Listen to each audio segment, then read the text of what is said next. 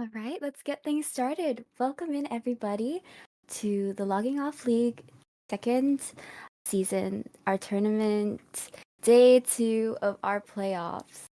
We're going to be starting off this long day with our D3 versus Ravens bracket. My name is Mima, and today I'm going to be joined by Joey.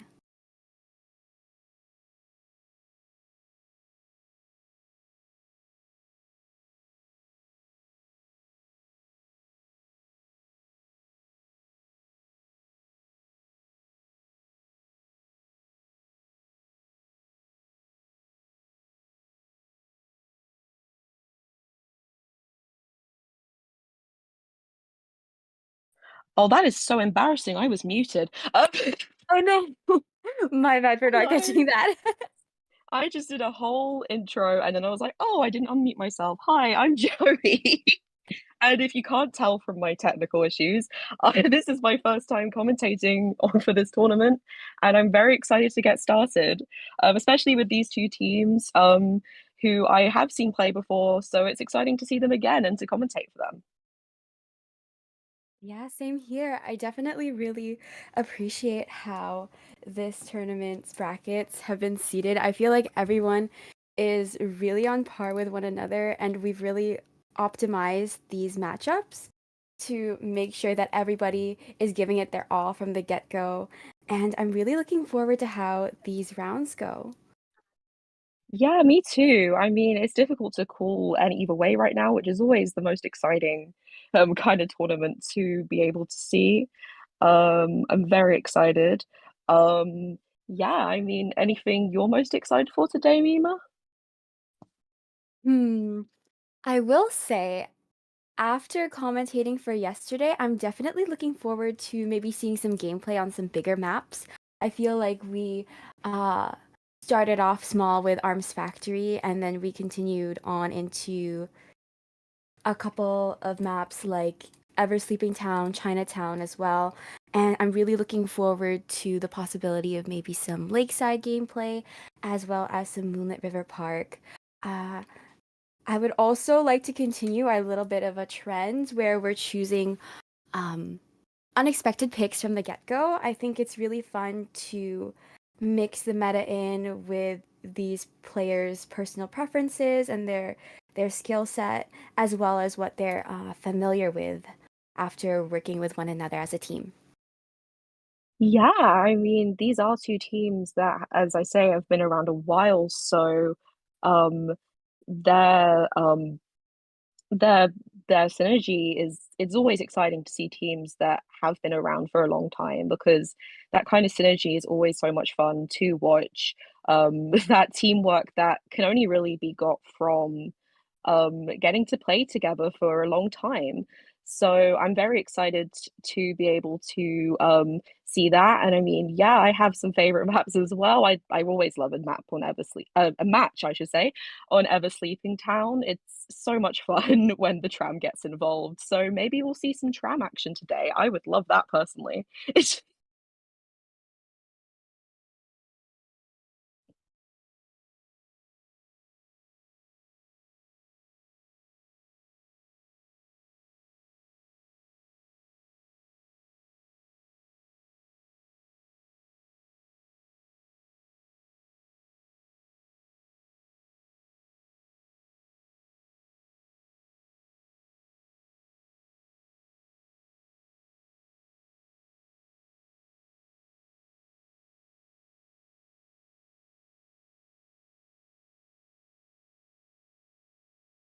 I'm not sure.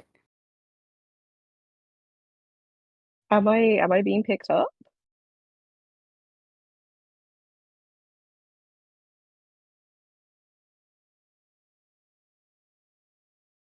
Hello?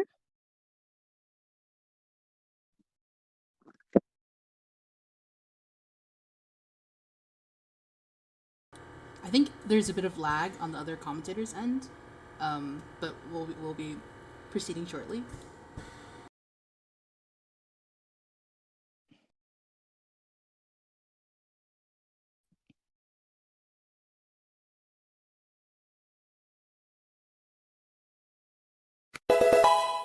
Sure.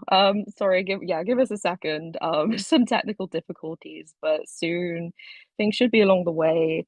Um, Shortly. I'll have us look at live chat, I guess, for now. Um, Hello everybody. We're seeing some support for both teams right now with some hashtag Ravens win, which is exciting. Um, so yeah, I mean, as I say, these teams have been around long enough to kind of get some support, which is very exciting. Am I back? Um, I think so. I do hear you now, Mima.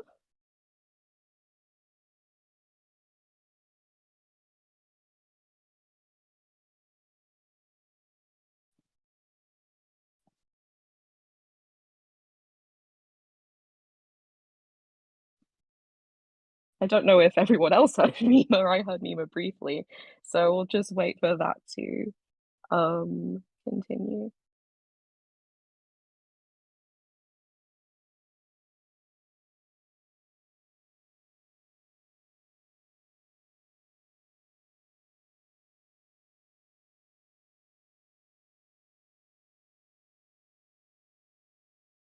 Okay, so we are starting to get into um the band picks now. Um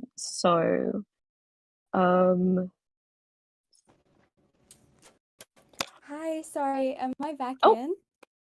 I believe so. Sorry, I wasn't sure where we were at myself for a bit No, there. you're totally fine. Thank you so much, Joey. And my apologies. My PC decided it wanted to roleplay as my Identity 5 client, and it made my ping go up beyond 999 ms. So I've moved on to a different device. I apologize if the quality of my voice has degraded even further because I had to No, switch headsets, you but sound perfectly fine. Don't worry, don't worry. okay, perfect, because at least we didn't have to resort to the AirPods. We know how those go. But yeah, we Oh, are that's going to what be I'm moving on to using. the pans and pigs. Oh, okay. Well, you sound way better than I ever could with the AirPods, so trust. Yes. All right. So, we are looking at Acrobat, um, and seer and coordinator on C3's side with psychologist and priestess band at the moment. With sorry, I because there's some issues with OBS, so we're a bit. I'm looking at the YouTube is a bit behind. I promise the next matches will be a bit more up to date and a bit more on it. But I believe Opera Singer has been locked in, and is that the Wildling that has been locked into there? That's right. Lovely, lovely. Could you take the lead for a second, Mima? Absolutely. Definitely we can expect sort of these picks and bans considering our map of Ever Sleeping. I definitely think that taking characters like Priestess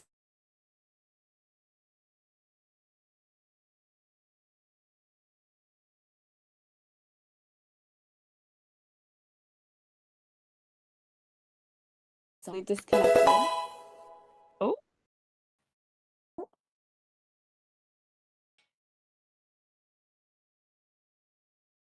All right. My okay. it's okay, don't worry. Okay. Perfect.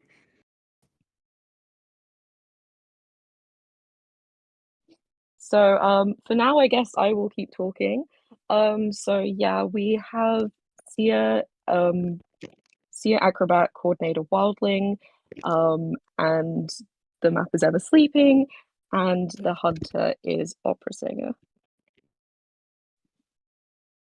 Um, Opera Singer round one, of course. We're very used to seeing, very used to seeing that now as a sort of mix between whether or not we're going to see Ivy or Opera Singer.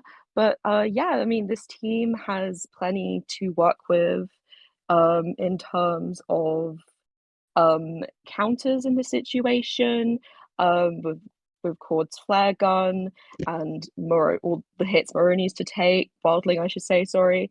And the Owl on Seer, of course. Acrobat is also just an extremely strong kiter. So this will be a difficult sort of first chase to choose between, I think.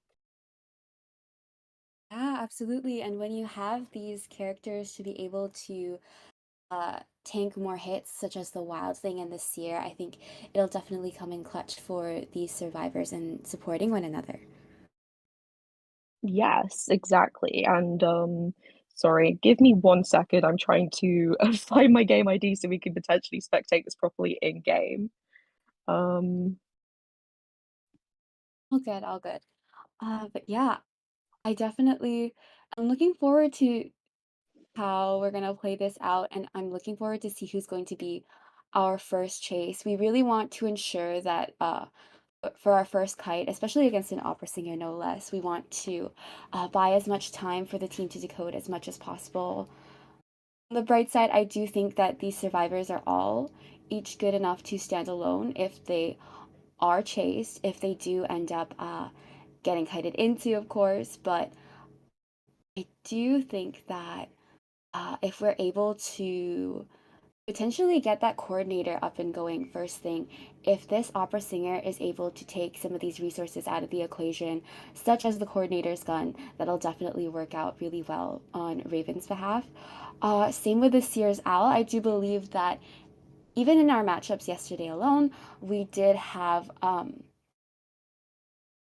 I believe it was the smiley face, get the seer to use the owl for another teammate, and the hunter ended up changing targets. So if we are able to get these survivors to use all their resources from the get-go, it definitely increases the intensity and the possibilities for the opera singer late game as opposed to the survivors. Absolutely.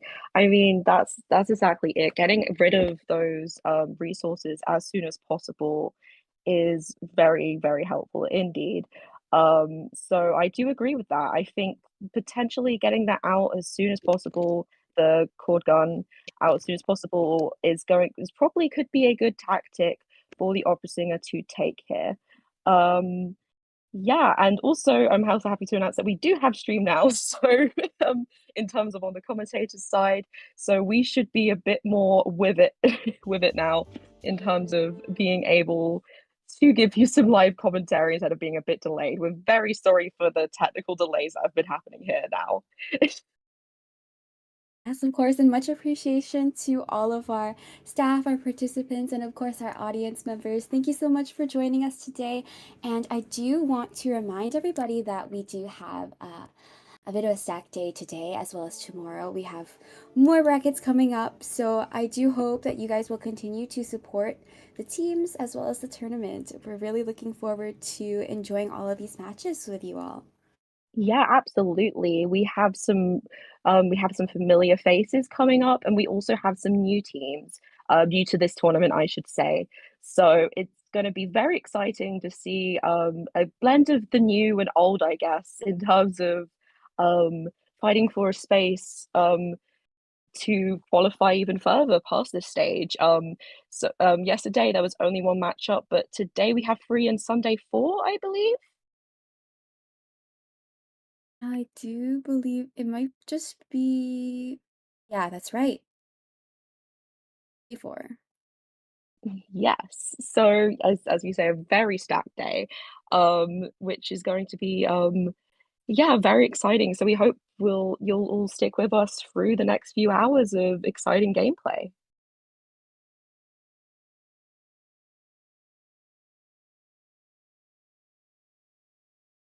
We're just wait oh we're just waiting on some personas to be locked in, I believe, still. As well as loading up that custom, we will proceed to the area selection shortly.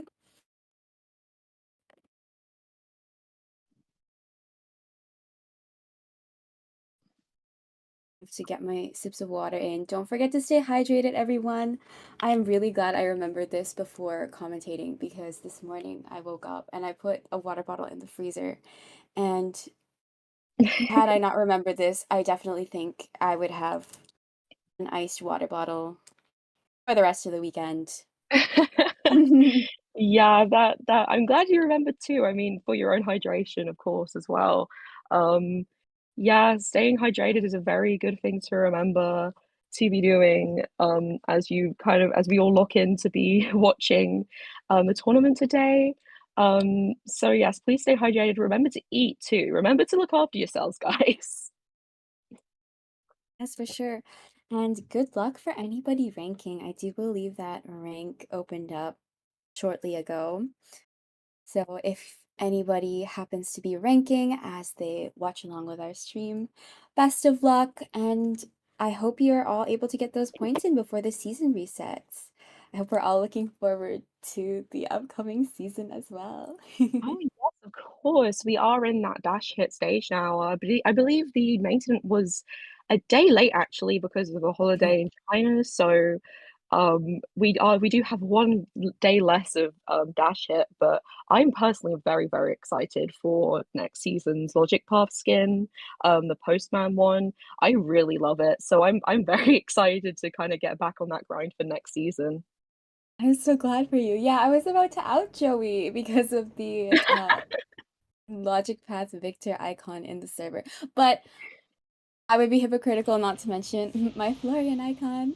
But yeah, safe to say these commentators are kind of looking forward to next season, and I hope that you all are as well as looking forward to this upcoming match. Yes. It's seeming like we are going to be getting into that now very shortly. Um, I'm unsure if I missed the personas being locked in. Did I miss that? I'm very sorry if I did. Oh, you're good. It does look like we have them over here. Ooh, we have someone running no borrowed time, and it is going to be our seer. So they're definitely going to have to look out for that. Oh, yes. That, I mean, exactly. In that case, I mean, that is something to always just be very aware of, in terms of which person you're willing to sacrifice in that sense. But enough of that because we are onto our spawn picks now. Wildling coming right down into the middle of the map in order to hopefully I would guess perhaps provide some support, maybe bait some chase. But Opera Singer is going to spawn in right next to the coordinator. So maybe we will be seeing some of that sort of first chase action in terms of baiting out that gun Nima. Sure, for sure. All right, we are moving into the first half of round one of Ravens versus C3. We are going to be having our C3 survivors up against our Ravens hunter. My name is Mima, and I am joined by Joey today. Good luck with both teams. Absolutely. I'm very excited to get started. We are heading straight into it now. Our hunter is going to go straight over, transitioning straight over to kind of coming in more into the middle of the map. Oh, deduction has been paused. Potentially maybe some lag issues, who knows for now. But we'll keep everyone updated on that as we immediately get some more info. Yeah, absolutely. Hopefully things will be uh catching up soon, especially considering how much we are suffering from our lag. I mean, I don't know if it's just like an internet thing, especially since I was booted off my PC. I Yeah, I mean, if no it's one no one technical is safe. issues, if it's technical issues on the survivor side, or I think we can all, I mean, at least us two can relate to that right now. We've had a little bit of technical issues of our own so far, so very understandable there. Um, Definitely understandable as well. So just get that sorted out. We don't want that to be affecting anyone's chances, especially at this point in the match. I mean, whoever kind of gets in the lead now will be starting off with a lead in points or a loss in or catching up in points. So well, this round very much does matter. Mhm. All right, so we are receiving info, and it does look to be a lag concern.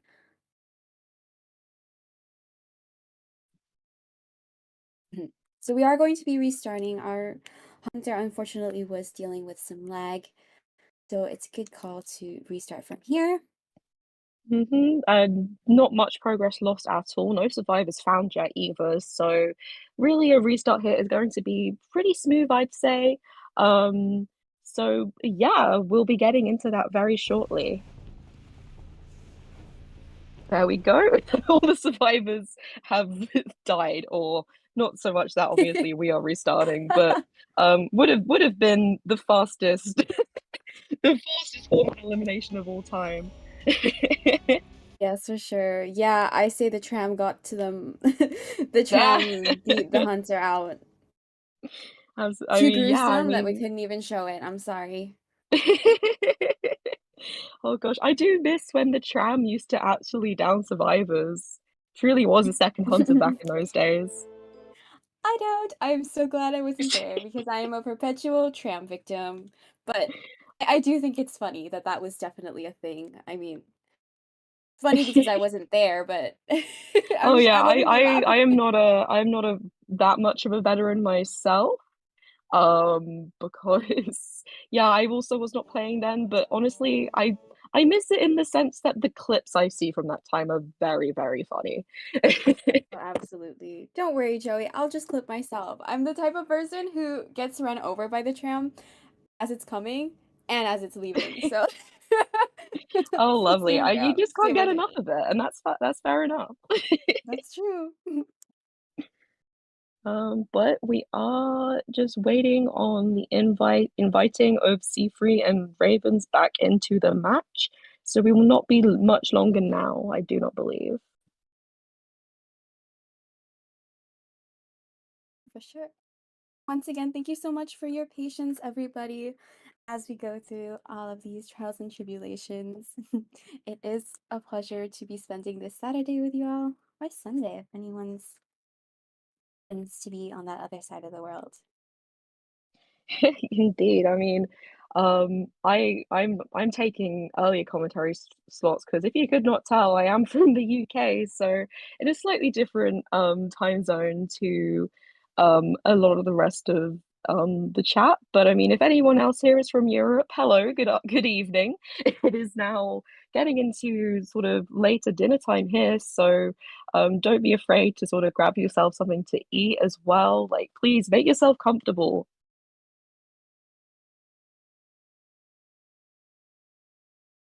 Yes, for sure. And thank you for making the time to join us despite the later hours, Joey, and for Oh, of anyone course. else on this side of the world.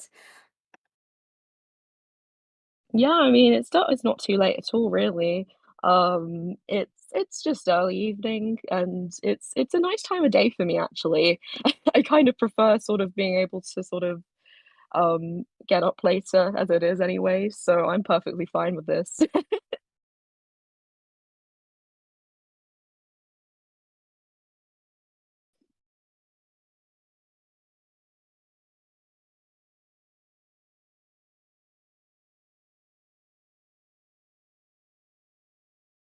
All right, we are going to be proceeding into our match. Once again, we are going to be having C3 with our survivor lineup, our coordinator, wildling, acrobat, and seer. It's going to be a single tide run with someone not bringing borrowed time.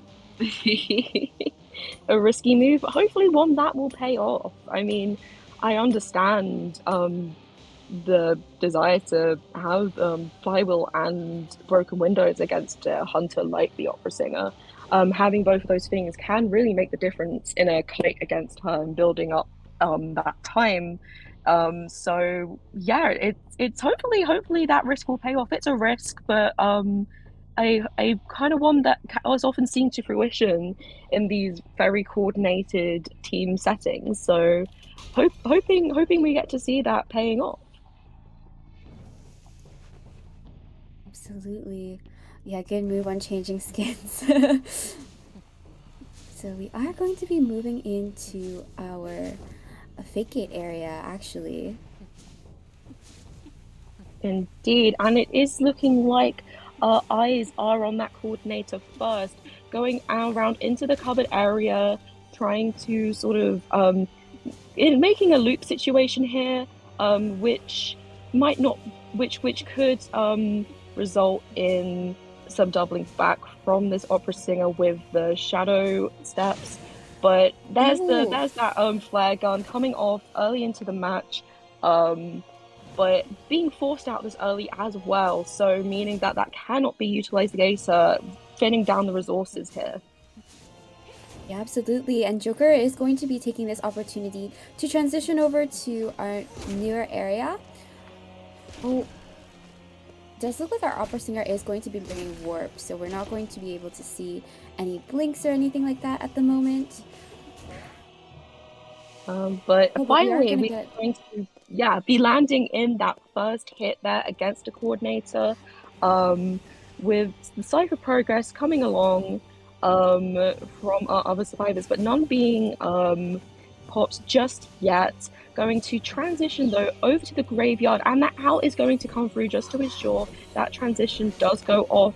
Going to bait the opera singer in from into some Ooh. vaulting, waiting. Ooh, attempting to sort of wait out that owl to the final nanosecond, but really in the end, just resulting in a terror shock there. Yeah, really good patience on our RV Hunter side. That was a really good call to land that hit. Despite not bringing confined space, we did see that window blocked off and eventually used to land that terror shock. Exactly. Which it was going to give this opera singer as well some nice presence to work with here, a bit more than she would have otherwise. But we are going to see the wildling landings a dash with the boar, using that dash to sort of close the distance.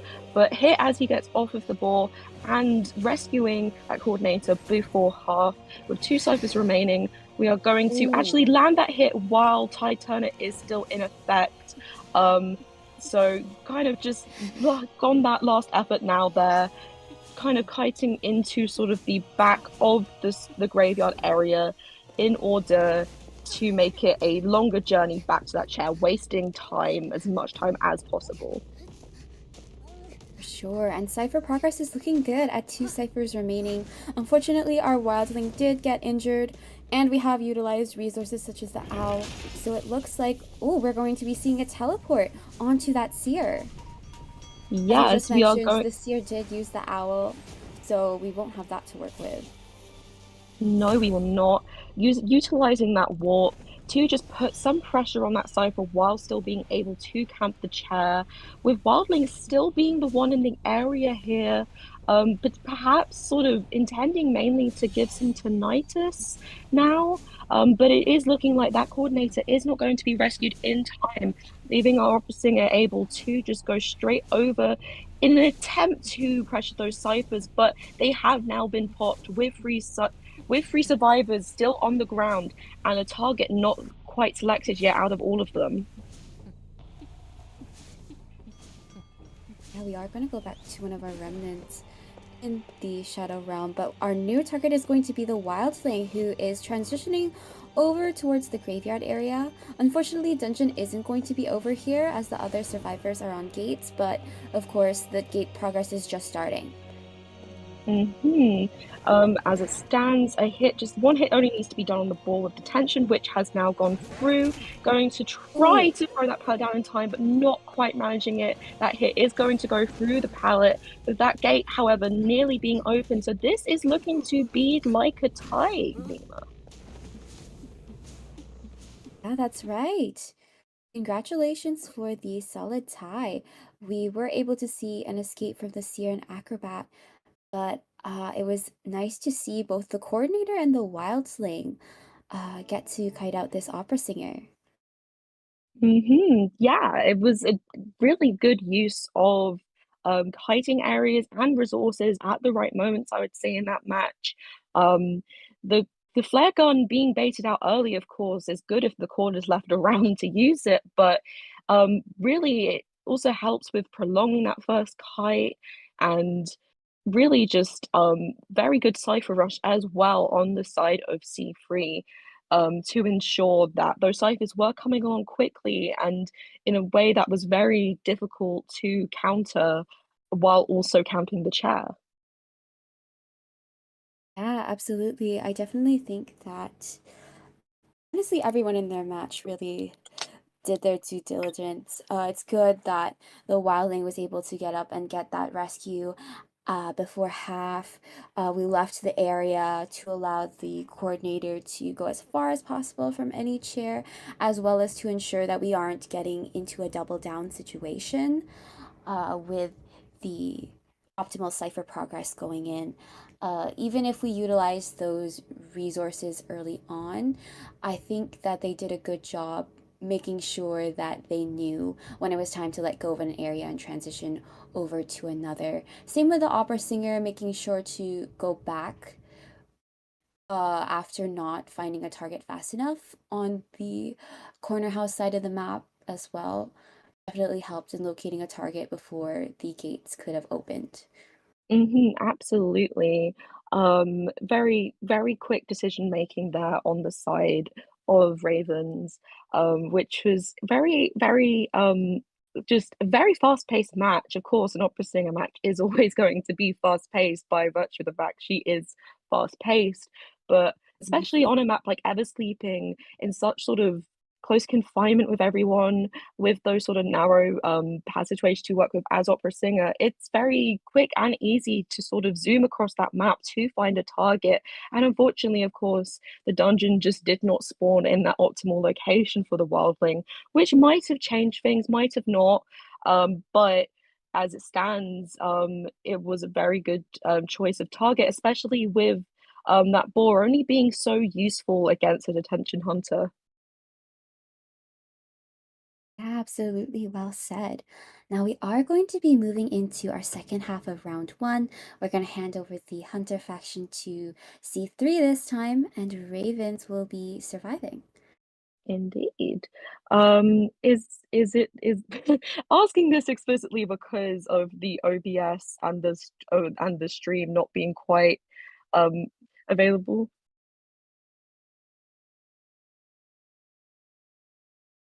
Okay, so I mean, are we able to start talking about the band picks now? Okay,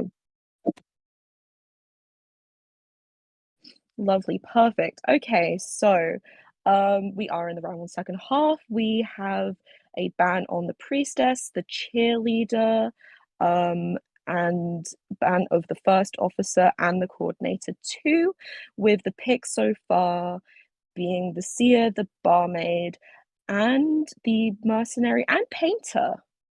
Ooh, I love this composition, even though we are going to be saying goodbye to Seer and Barmaid early due to them entering our future global bands. I really like them as a combination, so I'm glad they were locked in with one another.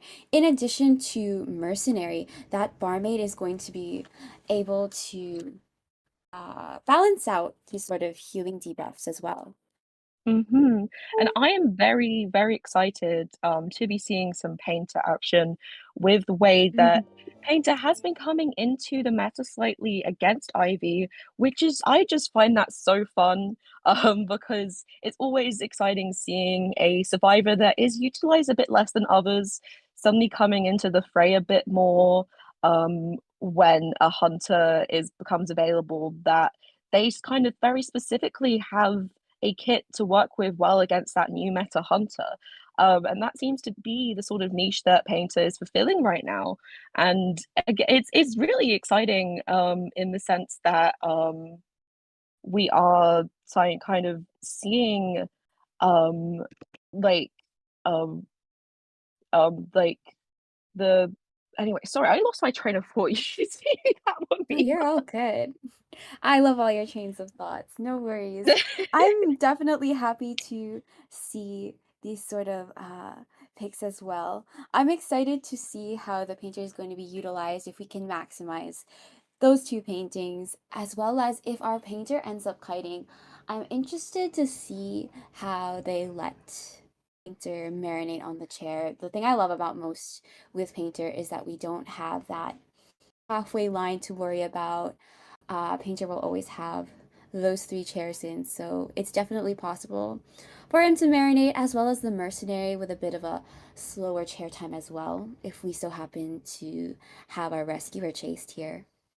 But we are sort of now going to be going into the match, and we're going to be able to start having a look at the personas being used. We have Ty Turner and Borrowed Time on the mercenary, and on everybody else, we have the um Broken Windows and Borrowed Time.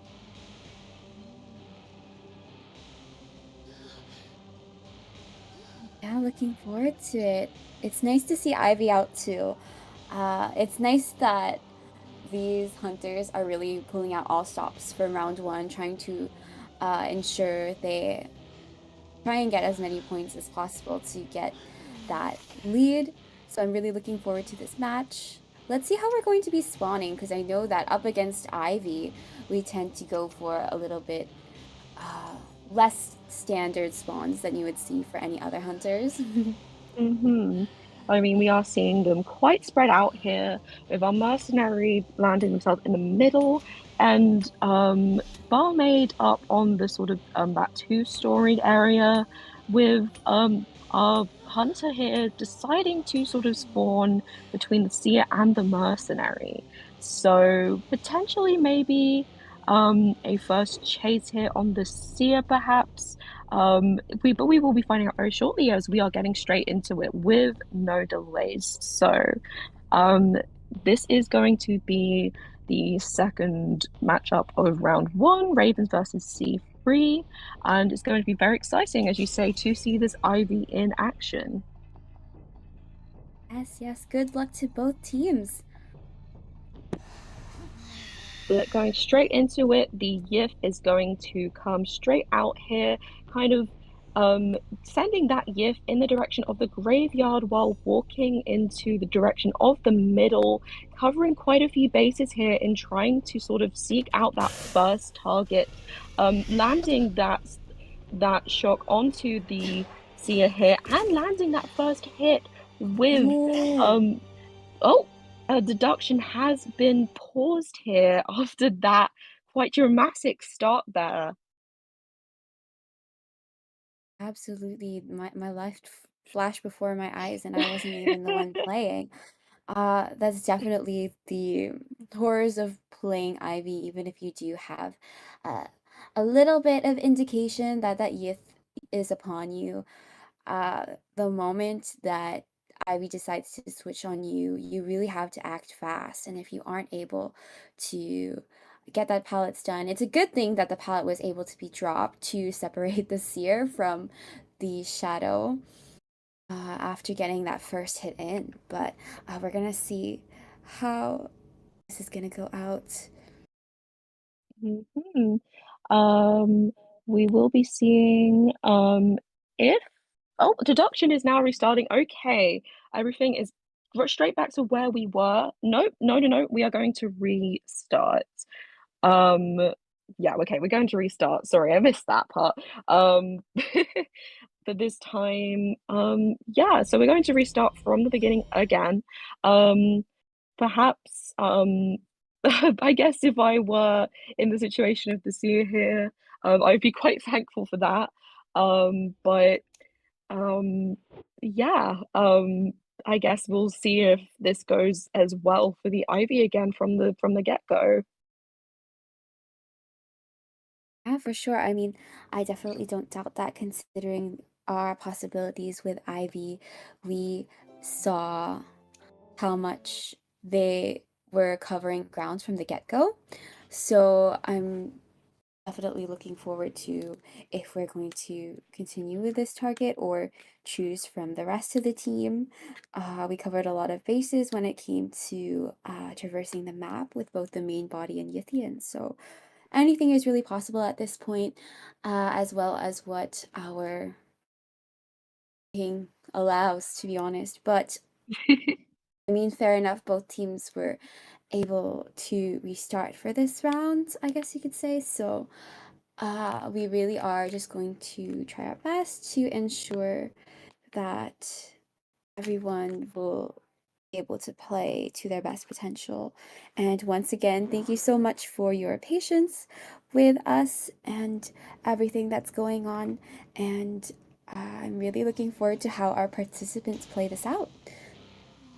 Exactly. Yeah, same here.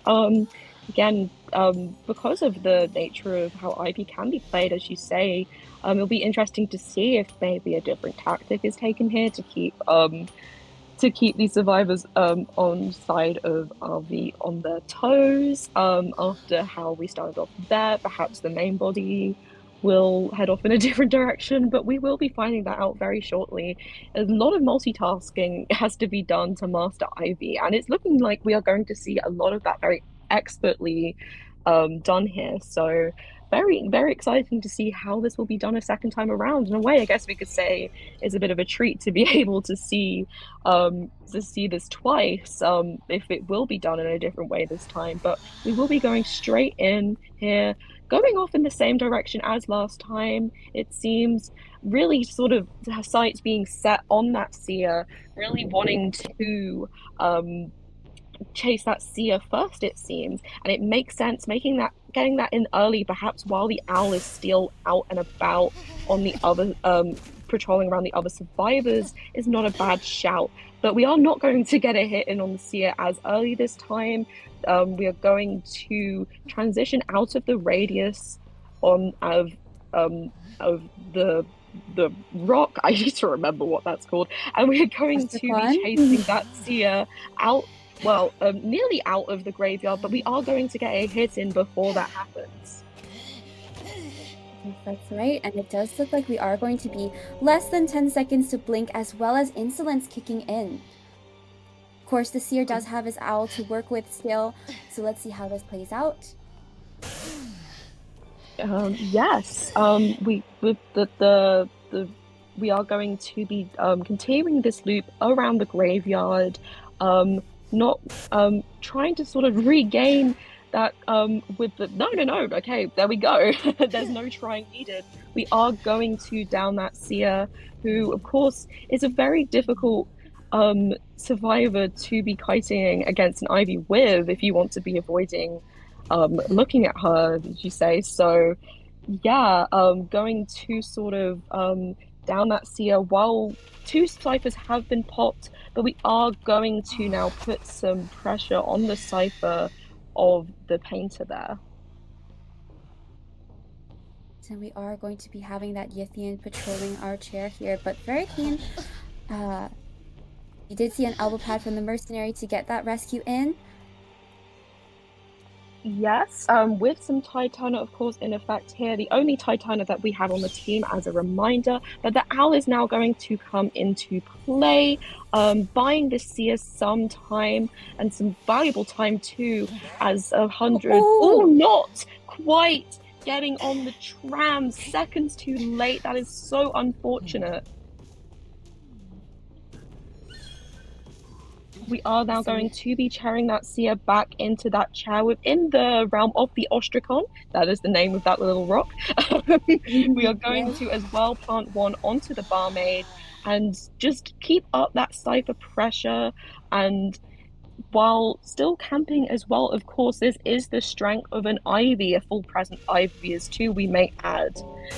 With the forwards kind of staying in the area, looking, not the forwards, sorry, mercenary, these crossover skins.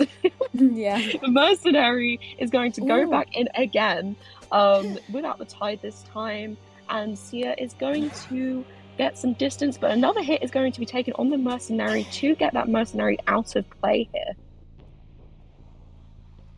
That's right, and we are following up with the Yithian. Moving past this painter to lock sight on this seer, who is going to be our main target. Ooh, and And we are unfortunately, seer going, is going to go yeah, down. we are going to down that seer again before that final cipher can pop, fortunately. So that mercenary is currently down, and we are going to be eliminating that seer.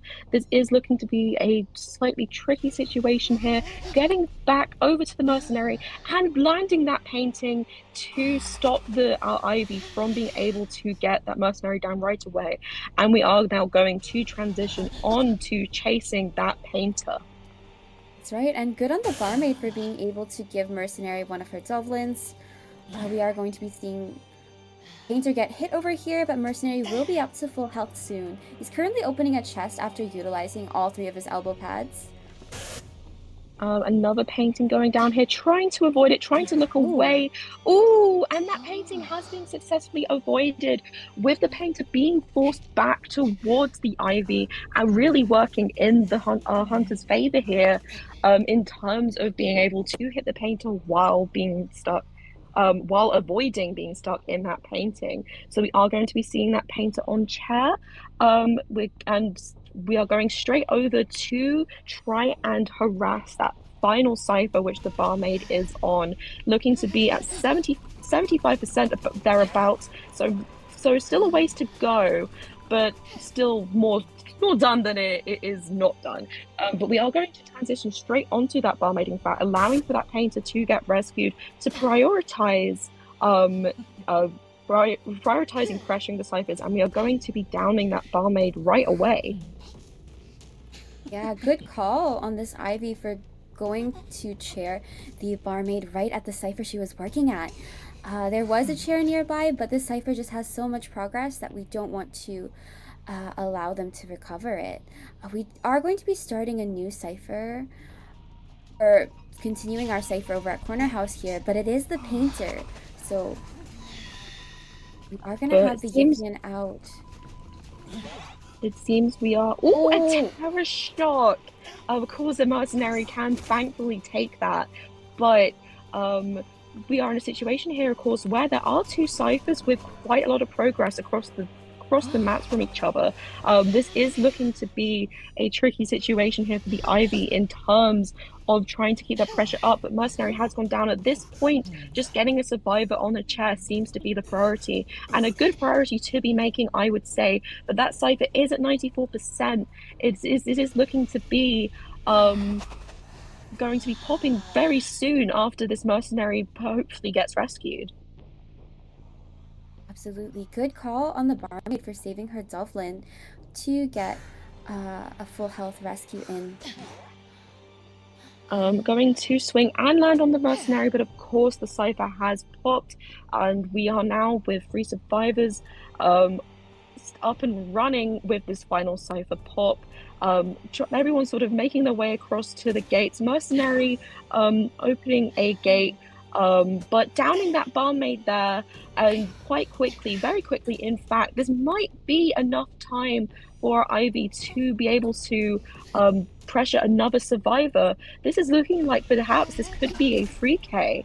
It's up to how this painter can fight now, but going to go down.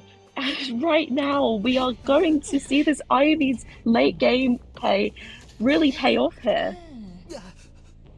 Incredibly intense work. We are going to be having only mercenary escape for Ravens here. So congratulations to C3 for the three-man elimination. Absolutely. That was a very exciting match and really shows a lot about what is exciting about an Ivy gameplay and perhaps why it's so difficult to kind of see her in rank from how often she is banned, and rightfully so. A really well utilized Ivy is scary and very difficult to counter, especially with that end game with full presence on a map as small as ever sleeping. Getting from one place to another is just not difficult at all.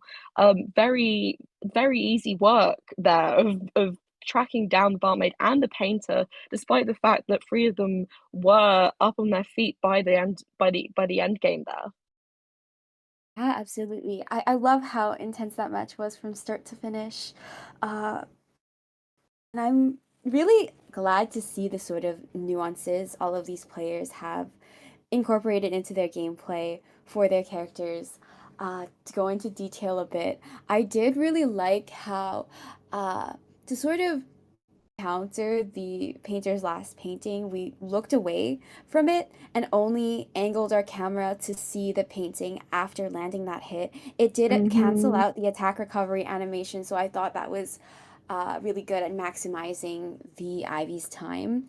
I liked that Barmaid also saved her Dublin for last, or for later, rather than when the Ivy changed targets to her, because she was also at like about 90 corruption. So even if she had utilized that Dublin, it's very possible that it wouldn't have been able to go through.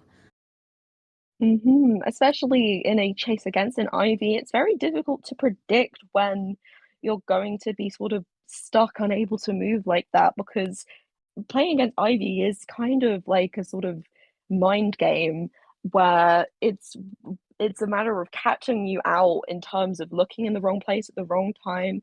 It's very difficult to sort of predict when to be using those drinks correctly. So I 100% agree. Those were utilized definitely in, I think, in the safest way, and I think in the end that made it to be an effective way. So definitely a good use of those dolphins there. Mhm. Yeah, agreed. I also did like how the first painting was utilized when, just really quick thinking, it was utilized when the Ivy changed targets by teleporting over to that Ostracon where Painter was healing Mercenary. And it's really great teamwork and synergy to be able to finish up that heal and pass on one of those Dublins to the Mercenary to get him back at full health. It's a good thing he was at full health due to the Terror Shock rescue.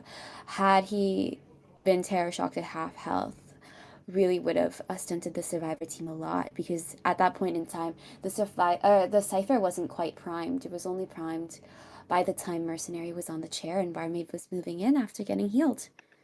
Hmm. But we are going to be moving into round two very shortly, and it's looking that like we are going to be having a substitution. We are going to be looking at Felchap in the place of Nami on the side of Ravens there. I'm looking forward to seeing as many people on these teams' rosters play as possible. It's nice to be able to work with everyone on your team as well as see everyone's potential. Absolutely.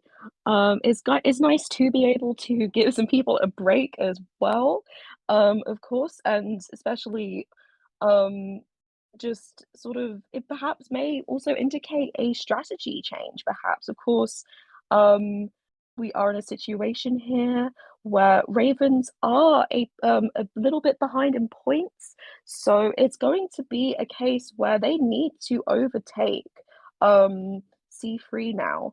So yeah, I mean, perhaps this just indicates a change in strategy as well, which could be exciting to see. But we are going to be banning Sacred Heart Hospital, right? That's the choice of Ravens. And C3 are going to be picking Moonlit River Park with Ravens hunting first. Yes, a large map. This is what I've been waiting for. I'm excited. I really am manifesting uh some utilization of our roller coaster, especially, and I'm really looking forward to just how everyone utilizes the map. I feel like maybe manifesting the roller coaster is a little too basic. I'm going to manifest the usage of the working carousel as well as the slides. There we go. Of course. But as a reminder, we will not be seeing the seer or the coordinator here, as they are the global bands in play. We are using the system here of global bands. There has been an update for future tournaments on an official stage, but that being so recent, we are going to be sticking with two global bands here instead of the three, which was recently announced. But that is quite the exciting announcement. But we are Mhm. now going to be going into the band picks, it seems. I'm looking forward to that future implementation. And of course, if it's worth mentioning, our cut up for our tourney uh, character pool is going to be Fire Investigator in terms of recent survivors, as well as the Shadow for Hunter. So unfortunately, we aren't going to be seeing any Pharaoh Lady or Goatman in this tournament for season two. But Hmm. that is to put forth like our what's on the table as well as kind of what we can expect, especially moving into these later rounds where the global bans are kicking in. We are going to be able to start banning hunters now that we're moving into round two as well. We will. So that will be very exciting to see. If we potentially, of course, will be banning who we went up against last, or if we'll potentially be trying to preempt something else. I mean, being able to ban a hunter really does sort of start giving the survivors a bit more to work with in terms of sort of being able to force out other potential strategies. So that's always very exciting to see from the second round onwards, and really just fun a really fun part of tournaments in general. Yeah, absolutely. It does look like we are going to be able to lock in. After we've taken our global bans for Serum Coordinator, we are going to be banning out that Mercenary and Patient. Really good call, especially on such a big map. Mhm. And of course, I mean, Mercenary with those elbow pads, being able to get across the map with them in a pinch. Of course, it would be a usage of them, um, in order to sort of I mean to say, like, I've seen some mercenaries use them all at once to just kind of get across that stretch of the map in the last set for his last second rescue. So that, of course, it could potentially come in handy. And a patient as well. Patient is wonderful on Moonlit going around that sort of first stop and fourth stop, I should say, with those hooks. It's such a difficult kiting thing. So having those two characters be banned makes a lot of sense. For sure. It does look like they are going to be opting for an entomologist and psychologist lock-in as well. Unfortunately, we aren't going to be able to have that patient as an option for our psychologist, but I do think that they make uh, good picks, especially entomologist. I think she can really stand alone well, supporting herself as well as her teammates with those bees. Mhm. But we are also now going to be banning antiquarian and picking forward. So, and also banning acrobats. So, kind of getting rid of those really strong kiters here makes a lot of sense. Because especially because in the same sense that patient is really quite powerful and Moonlit in particular, so is acrobat. For similar reasons of just using these kind of areas to really utilize with the sort of different levels which are difficult for the hunter to be able to navigate. But also, it's looking like as well we are going to be locking in Barmer here. Ooh, I do enjoy this embalmer pick, especially on such a big map. I really feel like you can maximize the potential of this coffin, either for yourself as an embalmer or for your teammates. The only concern, of course, is to be able to get a hold of your teammates' disappearance so you can embalm them, especially on such a big map. But that is dependent on their spawn selections as well as how they are going to synergize with one another and rotate. Uh, it is worth noting that despite our opera singer getting taken off the table, there are quite a few hunters who can traverse these great distances as well, not just to catch up with survivors, but to also kind of counter the coffin, regardless of how far away they are. Hmm. Of course, I mean, and support is only half of what Embalmer can do for other teammates. Potentially as well, this can get the Embalmer out of their own kind of pinch, which looking at these personas that are we allowed to talk about this? Sorry. No, you're good. I don't think so yet, but I am very happy with our interlock-in. I think Bugs and I were discussing this in the previous bracket yesterday, but we are going to be seeing a breaking wheel. That is exciting and definitely just it's not what we expect to see now. I mean, gone are the days when every single matchup had a will. I mean, the use flywheel being in play really just um like kind of killed that will meta right where it started. So it's always exciting, um really, really exciting to be able to see a will coming back out now, I have to say. Same here. I do feel very nostalgic. I definitely remember how Breaking Wheel was like the round one hunter for a time up until the introduction of Flywheel. But I'm super excited to see some wheel gameplay. I do think that Moonlit River Park is one of those uh greater maps for wheel, especially with I guess the clearer areas. There's less terrain to get caught up on, and you can make that distance much faster than lots of other Absolutely. hunters and catch up with survivors as well as just harass them. There's really a lot Mm-hmm. of pressure to uh, keep rotating as well as making sure we aren't getting spiked as well because that takes away a lot of time from decoding, healing, rescuing, and so on. Hmm. But perhaps, unfortunately, for this will, looking at the personas now as they are now visible, um, we are going to be able to see that every survivor here does have flywheel, which I'm sure our Hunter is perhaps a bit disappointed with that. Of course, flywheel is a kind of built-in counter against breaking will, but we are going to be going into the spawn pick selections, with psychologist spawning over at first stop um, with entomologist at fourth stop. At Broken Bridge, we are going to be seeing Ford, and in the two-story, we are going to be seeing Embalmer. Sure, and we are moving into the first half of round two with our C3 survivors up against our Ravens Hunter. My name is Mima, and I'm joined by Joey. Good luck to both teams. Good luck. This is going to be very exciting. Difficult to predict as well who this first chase will be. I mean, a will can be anywhere in seconds. So it's really just a playground here of choice in terms of who this first chase will be. So very much looking forward to seeing where this will lead. Um, so we are now spawning into the match, and we will be finding that out very shortly, going straight into will form, of course, and heading over to that fourth stop, looking for that entomologist and Yes! finding him eventually. And Sorry, I got excited.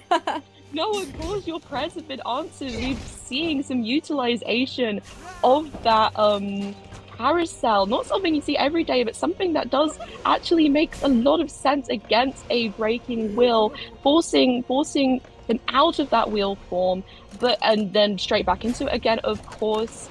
But really, just great utilization. I'm very happy for you, Nima. Thank you. Yeah, good on Tex for forcing Wheel out of the wheel form. We are going to have that again, but of course, we do have those two spikes. Oh, but our forward is moving in for some support potential. Perhaps indeed. Interesting to be doing at this early into the match, because that will be slowing down our team's Cypher Rush here. But we are going to continue keeping that distance, and not for Oh long though, however. no!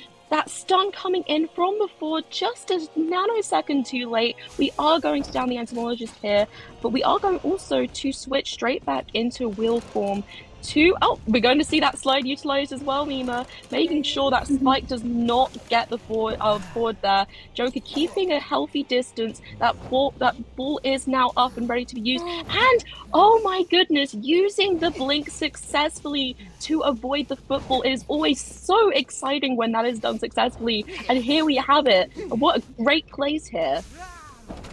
Yeah, good call on the forward for moving away after hearing that blink. We are going to be forced to kind of move into the chair and rescue, however.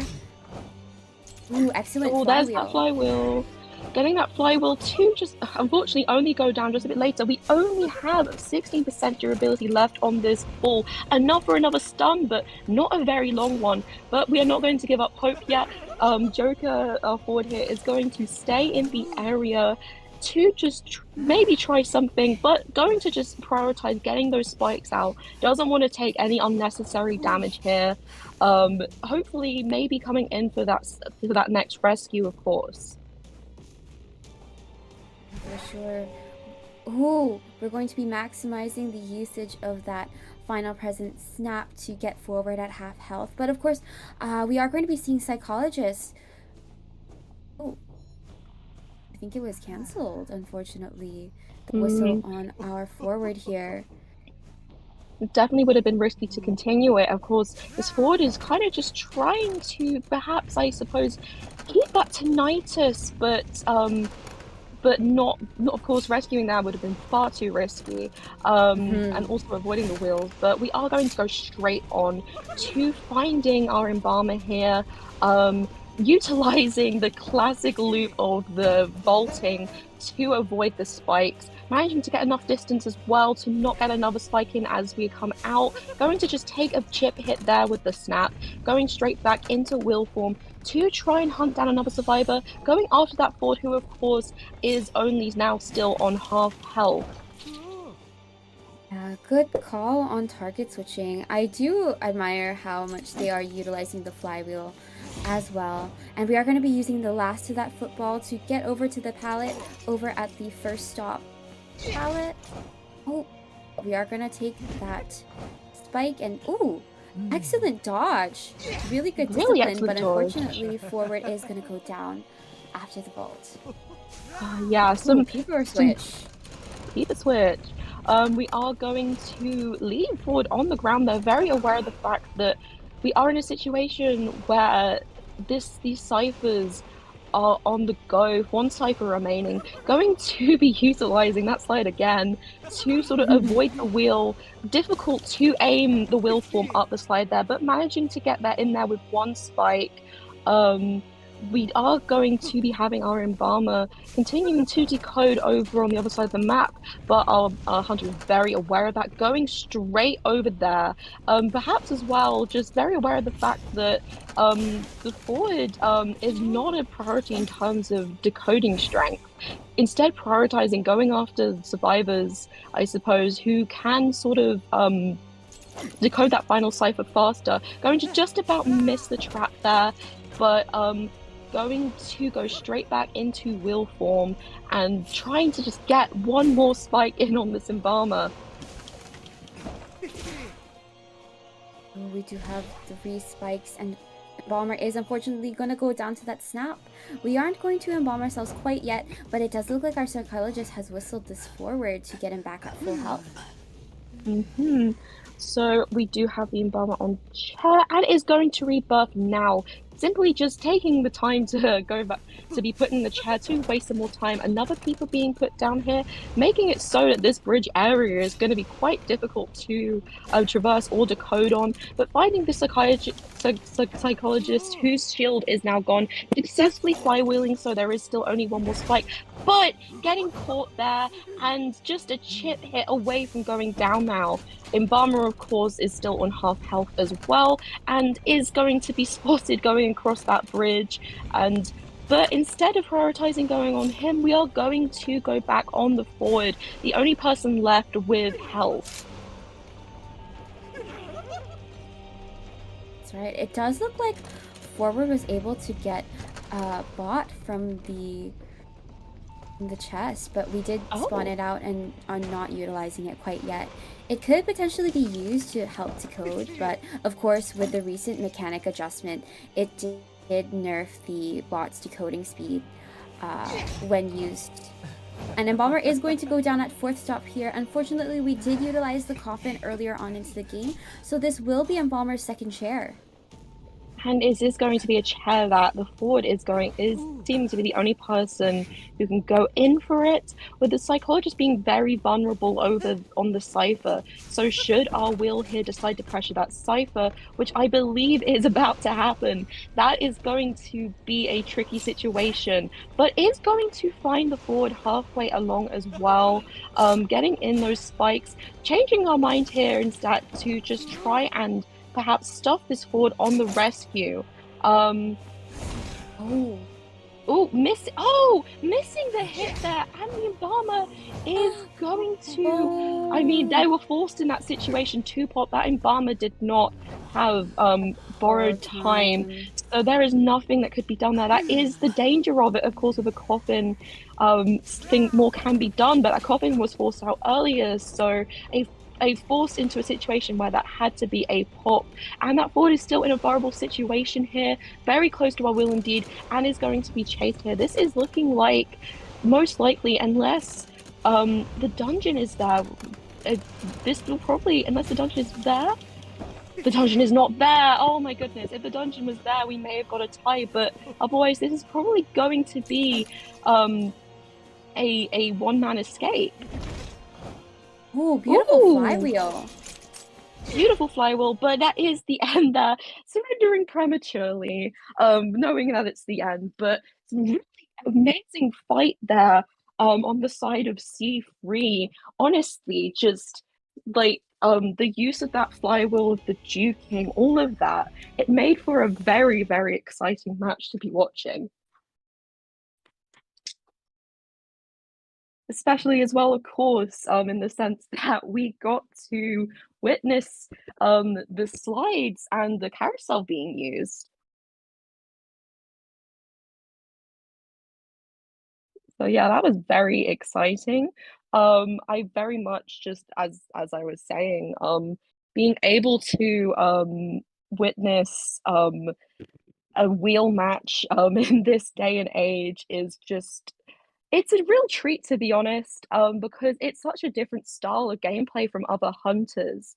And of course, on a as Mia rightfully pointed out earlier, on a map as big as Moonlit, being able to utilize the fast speeds of closing that distance is just so helpful and so useful. It's just like it just really makes a lot of what makes Moonlit a unique map really come out and shine. Yeah, absolutely. Well done on these teams. I'm glad we are keeping up this intensity. I'm really excited to see how our second half for round two goes about. Uh, we are kind of catching up here from Ravens' end with a beautiful three elimination. So I'm excited to see how our C3 Hunter is going to be responding, especially with these Hunter bans coming into play. I can definitely anticipate that we won't be seeing uh, the Ivy, unfortunately, but it will be up to Ravens if they opt to ban her or not. Hmm. I mean, I imagine so, especially with Ivy having similar strengths in terms of being able to manage a map as big as Moonlit. Um, so I do imagine that we probably won't be seeing Ivy, but understandably so. But it is looking like we are going to be going into these ban picks now, Mila. Mhm. And our global bans are going to be the Seer and Barmaid, so those won't be an option. We're also going to be taking out Mercenary and Priestess as our first bans for the Survivor. Definitely some solid choices, uh, especially on a map such as Moonlit. They really make up a lot of distance with their portals and elbow pads, respectively, as well as just the rescue potential of both. And of course, with Priestess, I think another aspect of her is that she really promotes the healing speed for the rest of the team. Hmm. Mercenary, not so much, but of course, there are alternatives aside from the barmaid, of course, who is going to be globally banned. Of course, but we are going to be seeing Embalmer, Patient, and First Officer, it is looking like at the moment. Getting that Patient in there as a pick early, of course, makes a lot of sense. The utilization of Patient on Moonlit is very, when utilized well, is just such amazing kiter. But we're also going to be banning Antiquary and the Psychologist, preventing that psychologist from being able to join up with the patient to give extra kiting ability to that patient and vice versa. But banning antiquarian, of course, makes a lot of sense. First officer as well. It's kind of the classic choice after a mercenary ban. If we are looking for a rescuer, at the very least, it's probably one of the most common. So this is looking to be quite a strong team so far in terms of support and kiting ability. Absolutely. And it does look like we are going to be taking psychologists off the table as well. We are once again not able to get that sort of patient and psychologist duo, as well as kind of stuffing the uh, extra healing potential of this team. Like, we're taking out the barmaid, we're taking out the psychologist. Uh, we, I do think it could kind of be supporting what this hunter is going to choose as an alternative after Ivy has been banned too. Interestingly, talking about having difficulty healing, our last lock in on the side of Ravens is going to be Puppeteer. Ooh. Really fun to be seeing a Puppeteer, one of our newer additions to the lineup. It's always very fun to be seeing these newer characters. And yeah, I mean, um, obviously a strong rescuer, a strong kiter. No one wants to chase a Puppeteer first. We are looking at quite a sturdy team here, with the embalmer as well being able to rebuff, even despite being a sort of a basic kiter, not having much going on there. We have the first officer, the puppeteer impatient, has very strong kiters indeed. On a map like this, you don't want to be chasing patient first, and just in general, this is a strong and sturdy team. I can definitely anticipate possibly the Embalmer being chased because despite the sturdiness of the team, Embalmer will definitely have to rely on some more rock hiding ability as Hmm. well as their Persona Web, but we really want to make sure that we're able to maximize the usage of the coffin. I wonder if they're going to opt for a similar strategy as C3 had done in our first half, where the Embalmer rebirthed himself for the first chair, Hmm. or if we're going to save it for later. Of course, that does pose quite a risk and a lot of pressure to whoever is going to be rescuing, of course. If you aren't able Absolutely. to get that first rescue in before half, then the embalmer won't be able to utilize the coffin on himself. So there is that risk, especially on such a big map. It kind of ups the ante even more and the pressure. But we are Hmm. going to be locking in our hunter here, and we will be having an opera singer. An opera singer indeed. Um, Very exciting to be seeing the opera singer here from CCC. And just, yeah, we're also going to be looking at our personas. This time, our embalmer is going to have borrowed time. Yeah, the borrowed time and broken windows on everybody except for our first officer, who is bringing borrowed time and Tide Turner. So we are seeming to putting a lot of focus on kiteability here. Of course, you're right to mention that Embalmer isn't a very strong kiter in of itself, so chasing the Embalmer first, if possible, would absolutely be the probably the smartest choice. Um, but of course, in terms of that widespread use of the broken windows, can definitely see here a desire to stay alive, a desire to not go to kite for Hmm. as long as possible. For And we sure, are we are also now looking at. going to be going into sport selection. Sorry. No, they're all good. Uh, we are going to be having the opera singer spawning in between our embalmer and patient here, who are at the two-story and fourth south, respectively, as well as our puppeteer at first and our first officer on Cipher Bridge.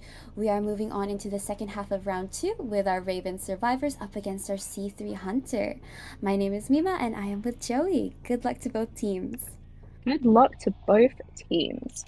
We are looking to be in a pretty good position here to be targeting that embalmer first. So I'll be surprised if that is not the choice being made here. But actually, we are Ooh. going to head straight over instead to the fourth stop. This is an area that is a very has very strong kiting potential for that patient. So an interesting decision being made, but hopefully one that we will see potentially pay off, but we are going to see that hook being aimed, going to be building that distance. But of course, with the speed of the opera singer, the distance is going to be made up as quickly as possible. Going to try to hit through the pallet, but not quite aiming that correctly. Going to use that hook to jump over the tracks of the roller coaster, building a lot of distance. So even despite the opera singer's speed, there's only so much that can be done to catch up in this situation.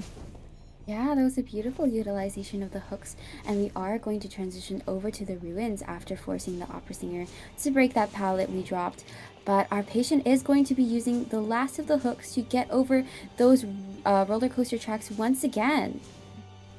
Indeed, we are now going to be out of hooks, but all of those hooks have been used to make it so that not a single hit has been landed right now, but that is going to change. Finally, our first hit is going to be landed on the patient with all of our hooks gone. This is hopefully going to be a starting to look like an easier chase as we are going to be forced to raw kite, looking like we're aiming our warp here. Indeed, we are going to be doing that, but not quite aiming it so that a hit is being made on the patient here, and the warp being forced right back into cooldown without a hit being made. But with the heavy hit here, the patient is going to finally be going down. And our first officer does seem to be in the area, but excellent kite. We are going to be at 2 ciphers remaining on this patient's first chair, so well done from Pablo. I really loved the utilization of our knee-jerk reflex to get that window vault speed boost as well as the pallet one as well. But it looks like our puppeteer is going to get our first rescue in. Yes, is going to also tank the hit there from the opera singer, sending CCC into attack recovery and letting this patient build some valuable distance here, kiting all the way through the 10 over to the palleted area with the walls over here. Of course, our patient does have 3-9, so this vaulting area is going to be handy, but is instead actually going to sort of double back into this open area and is going to go down here outside the tent. But we are at 2 ciphers remaining here with both of them underway, over halfway done. This cipher rush is coming along very smoothly as this is only the patient's second chair. Sure, and we still do have the first officer in the area with that tide. We're going to go for the rescue, and we are going to be having Puppeteer use Lewis, but we're going to go back to the chair just in time for the first officer pulling up over here. Still has a watch remaining, not bringing it out just yet. Going to sort of take as much time as possible, is going to get that hit in, and is going to take the body block successfully. Very well done indeed to our first officer here. The patient is going to continue kiting around these walls. We are in a situation here where I imagine the cipher is primed. Yes, the embalmer very helpfully with good time pinging that, and the cipher is going to pop. And this time we are going to have all 4 of our survivors still alive and kicking, desperately trying to get this patient down, going to successfully vault over that pallet, and is going to just accept going down, but right in a corner with these gates opening. We are at a switch. Ooh, we are at a switch to teleport, however, and we are going to get to that 4-stop gate before it opens. Ooh, excellent usage of the puppet to tank these detention hits over here. And our first officer is decoding our gate. It does look like our first officer did utilize the watch, but oh! We are going to have Puppeteer go down, but patient picks himself back up. Yeah, I mean, we have found a hunter here between a rock and a hard place. The switching was a good decision, but that other gate is open. And with teleport, there's no getting back over to that patient in time. This is looking to be a 3-man escape on the side of Ravens here, which is a welcome result for them indeed. Yeah, congratulations to Ravens for the 3-man escape, and well done for C3. That was a really intense match. I think that we gotta give props to Patient for that excellent first kite. I think it really set the pace and put them at a really strong start, especially for their cipher progress. We stayed at that corner of the map with the 4th stop and the ruins, so it really helped them out to stay on the cipher progress, despite, of course, the first officer was kind of decoding nearby, but I think that they really did their due diligence in moving away and allowing for a safer backdoor rescue when the opera singer had tried to pressure our rescuer. Absolutely. I mean, with the kite going on for as long as it did mean that a lot the cipher rush had come along quite nicely, kind of giving our survivors the chance to kind of be able to sort of um both come in to help with the rescue effort, in terms of using distraction as a tactic there. It works very well indeed.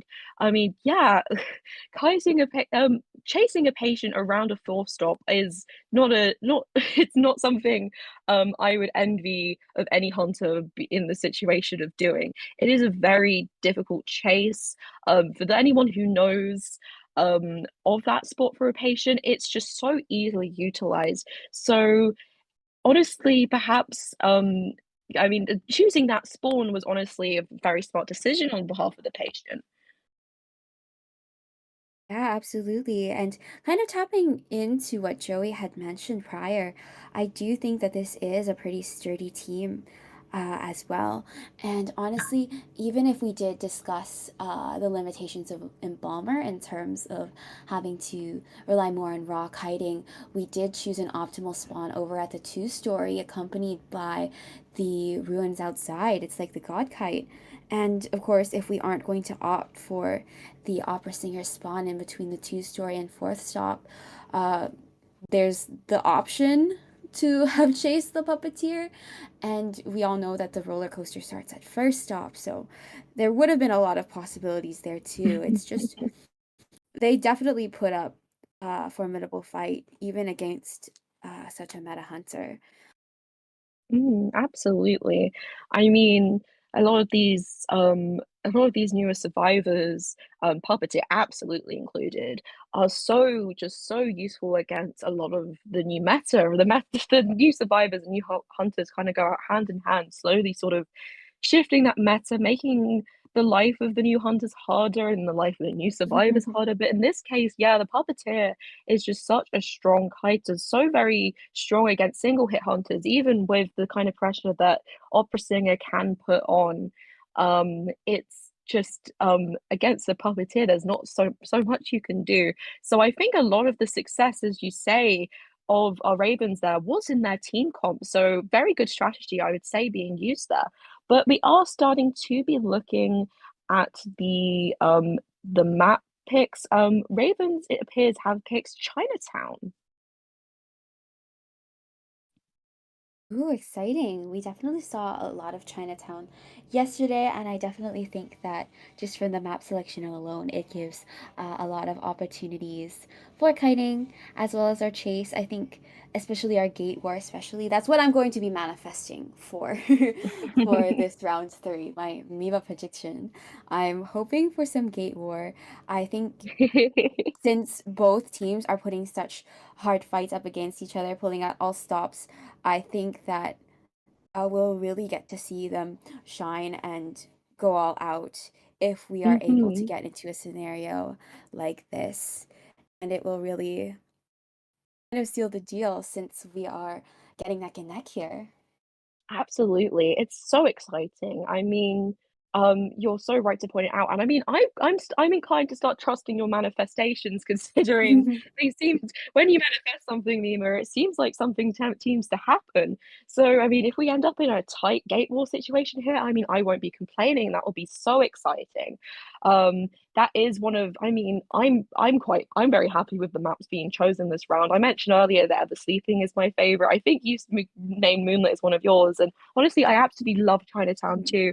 I think these are some really exciting maps to be able to watch this competitive gameplay on because of sort of the environment they provide for Hunter and Survivor alike. So that is very exciting. But we are going to be heading in to the band picks with C3 surviving first, Raven hunting, and Ravens are going to ban first and foremost Priestess and Mercenary. Of course, two classic bands, but very understandable ones. Priestess on Chinatown is very strong indeed. Yeah, absolutely. With all of these buildings, it provides a lot of opportunities for support, as well as our two stories. We are going to have two on opposite ends of the Chinatown, with one in the hotel, of course. I definitely think that that's a highlight of the map, and we have seen it utilized quite a lot in this tournament, both first season and second season. I'm looking forward to a little bit of that too. I if I'm allowed to manifest even more, I hope we're gonna go for a little bit of a different spawn selection since we've somewhat been going standard aside from our Ivy match in our round one. I think it would be interesting to do something a little bit quick here on Chinatown since we have a lot to work with, but at the same time, there's quite a bit of open space. So there's Hmm. that, as well as the ciphers as well. Since we're going to be taking even more hunters off the table with our bans, I think that there's lots of potential for even niche hunters to keep close eye on these ciphers and stunt the survivor progress. They've been doing so far so good in terms of cipher progress and being able to appear to the hunter when most necessary, as opposed to kind of getting their cipher progress cut off. But on a map like Chinatown, where they spawn so closely to one another, I think that it really ups the criteria for staying on top of things. Absolutely. But we are going to see some picks and bans coming through. We're looking at Toy Merchant and Prisoner here. Very exciting stuff. With a ban on the wheel, not wanting to see that one again. And another ban as well from the side of Ravens of Puppeteer. And it looks like First Officer is going to be locked in as well. Looking at an interesting team comp here. Of course, Toy Merchant is very strong on any map with levels like Chinatown. So it's going to hopefully provide some very useful support. Can't cannot be giving any items to prisoner, however, but can with the first officer um when there is a lack if those pocket watches get used up. And I always enjoy seeing the decoder come out. I think it really says a lot about perhaps the strategy being thought about on the side of the survivor team. And prisoner is a welcome addition to the roster here. We don't usually see too much prisoner, but we've been seeing a bit more prisoner, I'd say, in sort of tournaments this year. So always just very fun to see that, of course. But we are also going to be banning acrobat, and the final lock in here is going to be barmaid. Yeah, for sure. Definitely a really fun team composition over here. I think they have really high support potential with one another, just in different areas. We have Toy Merchant able to support our team members here with their kites. We have Prisoner really capable of supporting with the decoding, and of course, our Barmaid with our healing as well. This is especially going to help if they want to stay on top of things and keep up this cipher progress, especially on such an open map. And of course, we discussed the pros and cons of Chinatown. I do worry for the overall cipher progress, but with a prisoner on your team, of course, as long as he's not chased, I do believe that he poses as a great kind of counter to this pick. Mhm.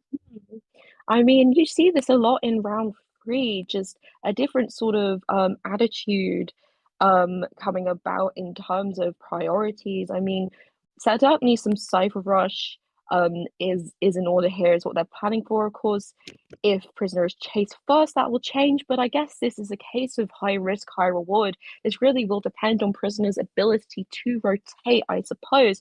But we are going to be seeing the evil reptilian here as the hunter, which is very exciting. Oh, I'm very excited to see these picks. Now that we've kind of gotten our meta hunters aside, I'm so glad to continue on with these sort of like interesting picks. I think Evil Reptilian on this map is definitely a fun one. You can kind of traverse the map very freely and very quickly as well with those jumps. And it's definitely going to be a great counter to the toy merchant, especially, I feel. Yeah, I mean, absolutely. It definitely negates a lot of the strengths that a twink merchant provides to the team. So perhaps this is partly a pick in response to the strategy sort of coming into play here, which is it's so exciting seeing picks kind of respond to each other in that way.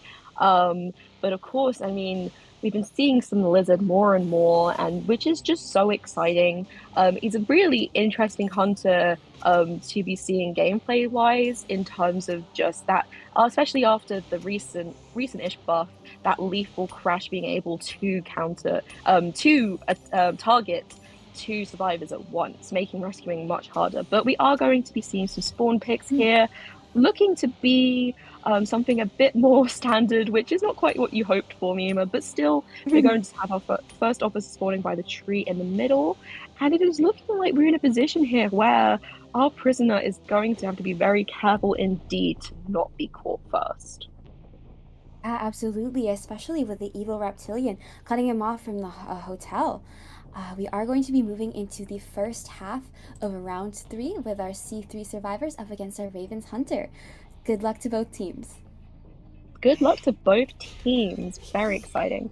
We are also, I should point out just before the match starts that we do not have borrowed time on prisoners, so it'll be interesting to see how that is utilized. But we are going to head straight into it with our evil reptilian or lizard, I should say, for lack of for some fewer words to say, is going to travel through the hotel into the middle, trying to cut off perhaps that route of rotation and doing so quite successfully, having that prisoner now very safely in his sights.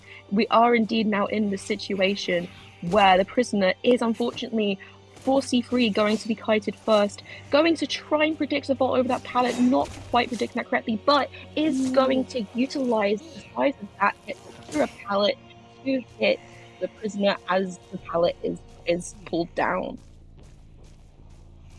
Yeah, really good discipline here on both of the hunter and survivors, and there was really that risk of the terror shock there, but Joker did his due diligence up.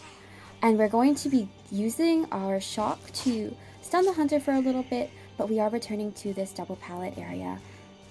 Not quite managing to land that terror shot, but is going to jump once to get over that pallet faster. Going to use the blink here to ensure that a terror shot downs this prisoner, downs Joker very quickly indeed, really buying a lot of, really just getting back a lot of time which the prisoner was able to be wasting. But we are going to see our first officer right there in the area, managing to avoid the lethal crash with the use of the pocket watch, going to very successfully waste a bit of time here, forced to rescue quite early, of course, due to being on top of his cipher, but is going to again just about avoid the radius of that lethal crash and is going to rescue prisoner before half with Tide Turner. Yeah, and it does look like our barmaid is moving in as well, but we're going to continue to target our prisoner after getting off the chair. Going to transition back over, trying to reach that catapult, but not quite getting there in time. Still just gonna use it to build a bit of distance, but in a way kind of just picks out his chair. Landing right in front of a chair and going straight into it. The catapult, however, is still up. The hunter did not take the time to break it, so that has now, no, actually, I believe never mind. I don't know if I saw that correctly or not, but we are going to be camping this chair, give it a bit of a wide camp. Barmaid kind of setting off tinnitus, but I believe our hunter is now with the inability for the prisoner to be rescued in time is going to go straight onto getting a hit in on that first officer to disrupt the decoding. That's right, and we are going to go for that trait switch with trump card. Unfortunately, prisoner did get sent back to the manor, but toy merchant is going to be our next target. Thankfully, they were able to place down a catapult to allow them to transition away safely with that glider, but our evil reptilian is going to opt to change targets once more. Is going to not crash there, but instead does get a very timely hit in on that first officer anyway. Going to now be using that chair in the middle again. With this cipher in the middle, still just not quite being able to pop, but is going to be using teleport now to just continue that pressure. We are at 3 ciphers remaining, but we are not going to get lax about it at all. Playing very aggressively here to just make sure that the C3 survivors do not have a chance to breathe. They're able to get back to the chair just in time to disrupt, and is going to get the lethal crash and down Barmaid at the chair, stuffing the rescue. This is very unfortunate for C3 indeed. Yes. We only have Toy Merchant up and available, and it does look like since we utilized our catapults for an early setup, we only have ourselves to work with at the moment, and Evil Reptilian has caught sight of this Toy Merchant and is going to get a hit through the vault. Wow. No time being wasted here at all, no hesitation. Is just going to go after that toy merchant as she spotted and down them immediately. This is some impressive playing here, some impressively fast decision making. And this is going to be a four-man elimination on the side of Ravens, which is so exciting. I mean, it's so fun to be able to see the Lizard played with this level of just precision and success. Um, just with a hunter considered less quote unquote meta, it's often this decision making ability that really makes has causes them to pull through. So yeah, that's exactly what we saw. And honestly, congratulations to our Ravens hunter here. Really well done, and what a great way to start off our round three. It's a really great response to show that they're really pulling out their all for this last round, especially since the teams are both tied based on the rounds. Hmm. So our total score at the moment is Ravens have a score of 15 and C3 have a score of 8. And I'm going to wait for someone else to do the math for me in terms of what C3 need right now or what Ravens need right now, because I have never quite understood the point system. I'm very bad at it. Um, but yeah, as you say, this has been very neck and neck. We said, I believe, at the very beginning that Ravens and C3. Oh wait, actually, have Ravens won this? Is that what we're looking at here? Just this first half, we are going to be moving into the second half. Oh, wait. Oh, apologies, I incorrectly read something there. Oh wait, hang on. I believe Ravens do win. Hang on. Do they? Ravens win. Ravens win. I believe. I mean, they've been so neck and neck, it's been difficult to call it this whole time. C3 and Ravens have just been playing such a sort of close matchup this whole time. But yeah, it's seeming to look like the Ravens have come out on top here. Yeah, just for clarification, it is just due to the amount of points that was earned by the teams overall. So, uh, due to the, I believe it was like the 4K in the second round, and then the win for C3 in the first round was a 3K.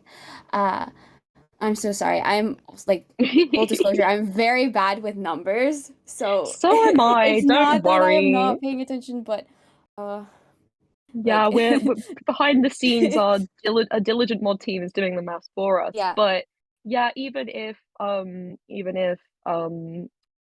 C3 were able to get a 4 minus 4K, sorry, a 4K, Yeah. they would still not have enough points to catch up. So Ravens win this. So congratulations and congratulations to both teams. Honestly, this was a very exciting matchup to watch, with both teams really showing why they deserved a place in this tournament to begin with. So I do believe everyone should be just very happy with their performances today. Yeah, absolutely. Congratulations to Ravens for moving on, and very well done to C3, our Kaka colony. Very well done. It's always a pleasure to see your gameplay, and I'm really looking forward to seeing more of both teams in this tournament and outside, of course. And yeah, uh, moving on later into our brackets, we do have two more today. Our upcoming one is going to be against Innovators against Sky 7. So that will be starting pretty shortly. Very shortly With indeed. And thank you so much, everybody, for your patience and participation and kind understanding. I'm really hoping that we continue to support our teams, our participants, as well as just our staff and audience members, because we can't do this without one another. And I'm really hoping that we can continue all of our hype and our energy for this game and our tournament and for these participants moving on into our tournament. Things are just getting started, so I hope you Hmm. stick around and enjoy. Absolutely. And today, I believe, Mima, are you staying on for the next two rounds? I believe you are, aren't you? I believe so. Luck to Yeah. all. So yeah, you stay hydrated with your non-frozen bottle of water, please. Yes, And thank again, you. will also be debuting a new commentator, Juliet, and I hope you're all very excited. I'm very excited to see them start here. So yeah, I think this is going to be a good day of matchups. So please stay tuned. Yeah, for sure. And thank you so much, Joey. I think you did amazing. This was Joey's first time commentating for Logging Off League, so props to Joey. And my And first time in a while. oh, you did great. And thank you for joining us at such a late hour. No, no problem. I've enjoyed myself. It's a fun way to spend my evening. So thank you, Mima, for being such a nice and just enthusiastic co-commentator. I've had a lot of fun, honestly. Of course, and thank you as well, Joey. I feel the same way about you, and I'm really looking forward to continuing working with you and for this tournament. Uh, Hmm. we do have a bit of time before our next matchup. So we do have a partnership with IDV Confessions. I think it would be really fun. It would be a great send off, especially Joey, if we're able to cover some before you head off for the night. I'd love that. Are we starting from the top of the is that where we're going from? Because we have a little list of these. Yeah, yeah, yeah.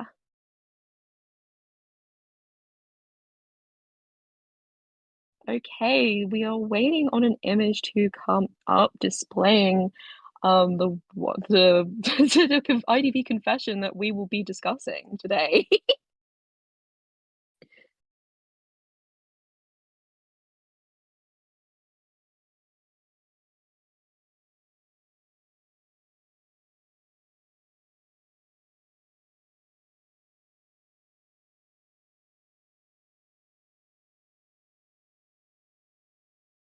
Okay, so we're going to start with one that reads as, guys, wait, is saying heal yourself toxic? How is it toxic? I've been saying that message so often in the genuine sense.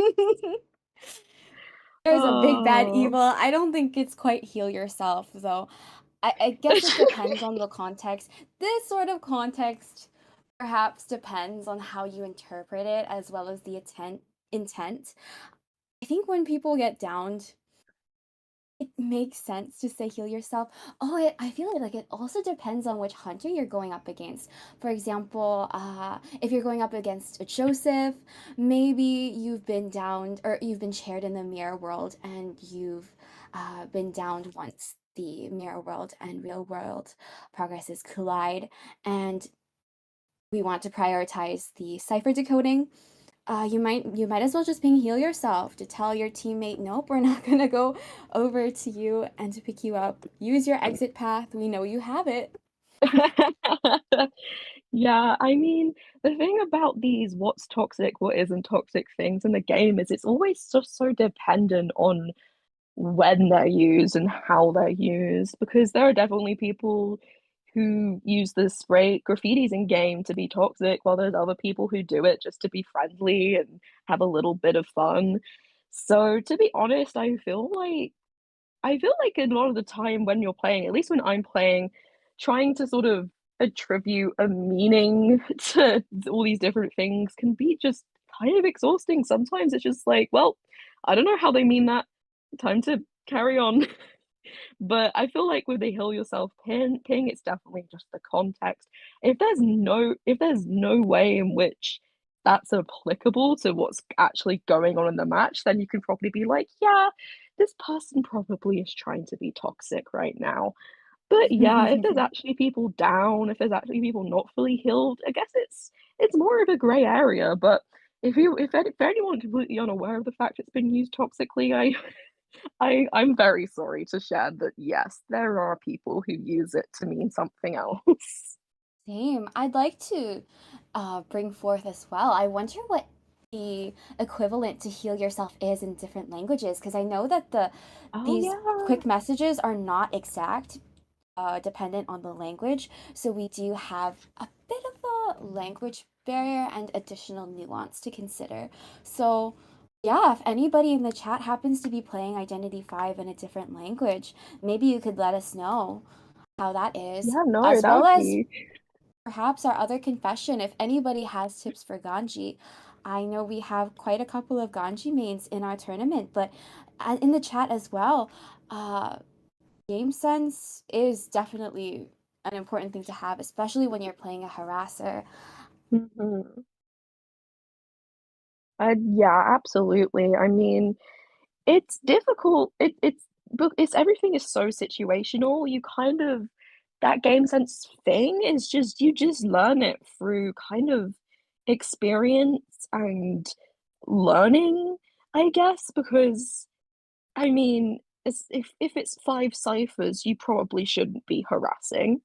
Um, but if you've decoded a full cipher and the cipher rush is healthy, then yeah, harass. It's very situational though, of course. It depends on the hunter, it depends on what your teammates are doing. And I think for that reason, I think playing a harasser with a team can be so much easier because it's so much easier to communicate, hey, now's the time, or oh my God, no, don't. It can be more of a team decision in that situation. For sure. So yeah, but Yeah, I think a good we do. indicator as to when it's time to stop, especially in early game. I don't want to say I don't want to rule out this possibility for every match completely, but it definitely depends on how the hunter is playing. If they're aware of your presence, chances are they're going to want to at least get you on cooldown, if not injured or even downed. And the biggest thing is that we don't want to have a double down before someone is Mhm. even on the chair. So I think that's Absolutely. definitely something I would put to anybody who wants to play Ganji. It's definitely something I want to tell the Ganjis that I meet. But Oh there's yeah, that. definitely. It also just gosh, I had something there about that kind of thing, but it's slightly gone for me. But yeah, it's also just as well like sometimes harassing isn't always about getting the successful rescue or the successful Mhm. balloon rescue, I should say. It's about time wasting. Um, so like obviously if it is about the rescuing and the balloon rescuing. Obviously it's not about that, but it's also about just like this game is a sort of game, a race against the clock, if you will. If the cipher rush is working how it's meant to be, the hunter is trying to do everything as quickly and efficiently as possible. So if you are making that hunter spend like an extra 20 seconds picking up a survivor, you're doing your job and you don't have to worry about sacrificing your life to get that successful balloon rescue as long as you are buying time, because that is also the purpose of harasser equally. Yeah, absolutely. I think Joey really sealed the deal there. I have nothing to add on, but we do We have put our brains together. another. Yes, we're on the same wavelength. I love it. And we do have another confession that was submitted based on pings. I like this one as well, Joey, if I could hand it over to you. Oh yeah, there we go. Uh, yeah. Genuine, yeah. Oh, sorry. Genuine question. What am I supposed to do when people say help me when they're kiting? I don't know how to help them, but I would really like to if it benefits the team. Another question, what do you do after you rescue someone? I may need it if that helps in any way. It really every match is its own case by case basis, as well as the players. Uh, Even just from team comp alone, I do believe that help me is something to consider depending on who you or your teammates are playing. If you are a character that happens to be an assist, especially if you're like a seer, a cheerleader, this can definitely be a big indicator to uh, tell you that your teammate is asking you to use your resources for them. It could be for your owl, it could be for your inspire, but if it happens to be someone nearby, I'd like to put out that possibility that perhaps they're encouraging you to kind of support them in the kite, regardless of which character you are. I know this is kind of like total flip side to what I was saying, but perhaps you are in the shack, for example, and they're going to be passing by. If they ping help me, chances are they kind of want you to hide in the pallet and hopefully get a pallet stun in to buy them more time to transition. I think that could be a good possibility as well. It just Mhm. depends on the circumstance on the match. So I would basically encompass my whole points by saying that we really have to pay attention to what's going on in the match. If it helps any, I definitely recommend, turning your camera when you see someone say help me. I love that they've updated the game so you can see Oh, yeah. exactly how many meters this quick message Mhm. is coming from. And if it's nearby, chances are it might be what I mentioned in my latter half, like maybe they want you to support them with the pallets or they want a body block, something like that. But if maybe they're like 120 meters away and you're a seer, chances are that's asking you to spectate. Yeah, I mean, um, the submitter seems to mention playing psychologist, so if it's relevant to them, I suppose it would be maybe the person wants their whistle. Otherwise, as a psychologist, there's not much a lot you can do. I mean, if you're in the area, you do have your shield, so maybe they're saying, "Oh, Mm, please take this body block, please, so I can continue kiting, because if you take this hit, you won't be damaged." It could be something like that, but of course, with this kind of thing, it's like sometimes you just also have to decide that there's not a lot you can do. Because sometimes people will ping help me and no one can help them. So it's definitely not something to beat yourself up over if you are sort of at a loss at how you're supposed to be helping someone when they're pinging it. for sure. I mean, some people love to ping help me as soon as they're on the chair. Don't get me wrong, I understand why people, oh, maybe that's another thing. It's kind of in relation to pallets, but sometimes people die or get downed in the pallets and if someone is nearby, if you happen to be nearby, there's the possibility of getting that pallet stun rescue. So that could also be an option. If you're a harasser, it might be some encouragement to come and harass as well. Likewise, some harassers will ping like follow me. And me personally, I use follow me as a help me ping. I do it when I want to ask for a spectate for an owl, for example. But yeah, there's also that. But sometimes people just want to be rescued. Sometimes people ping it when when their halfway mark to the chair is fast approaching, and that's an option too.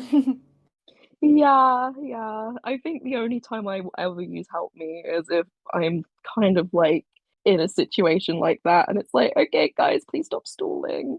It's type thing. True. Um, Sometimes you stall too close to the sun and boom, you're rescuing at 51%.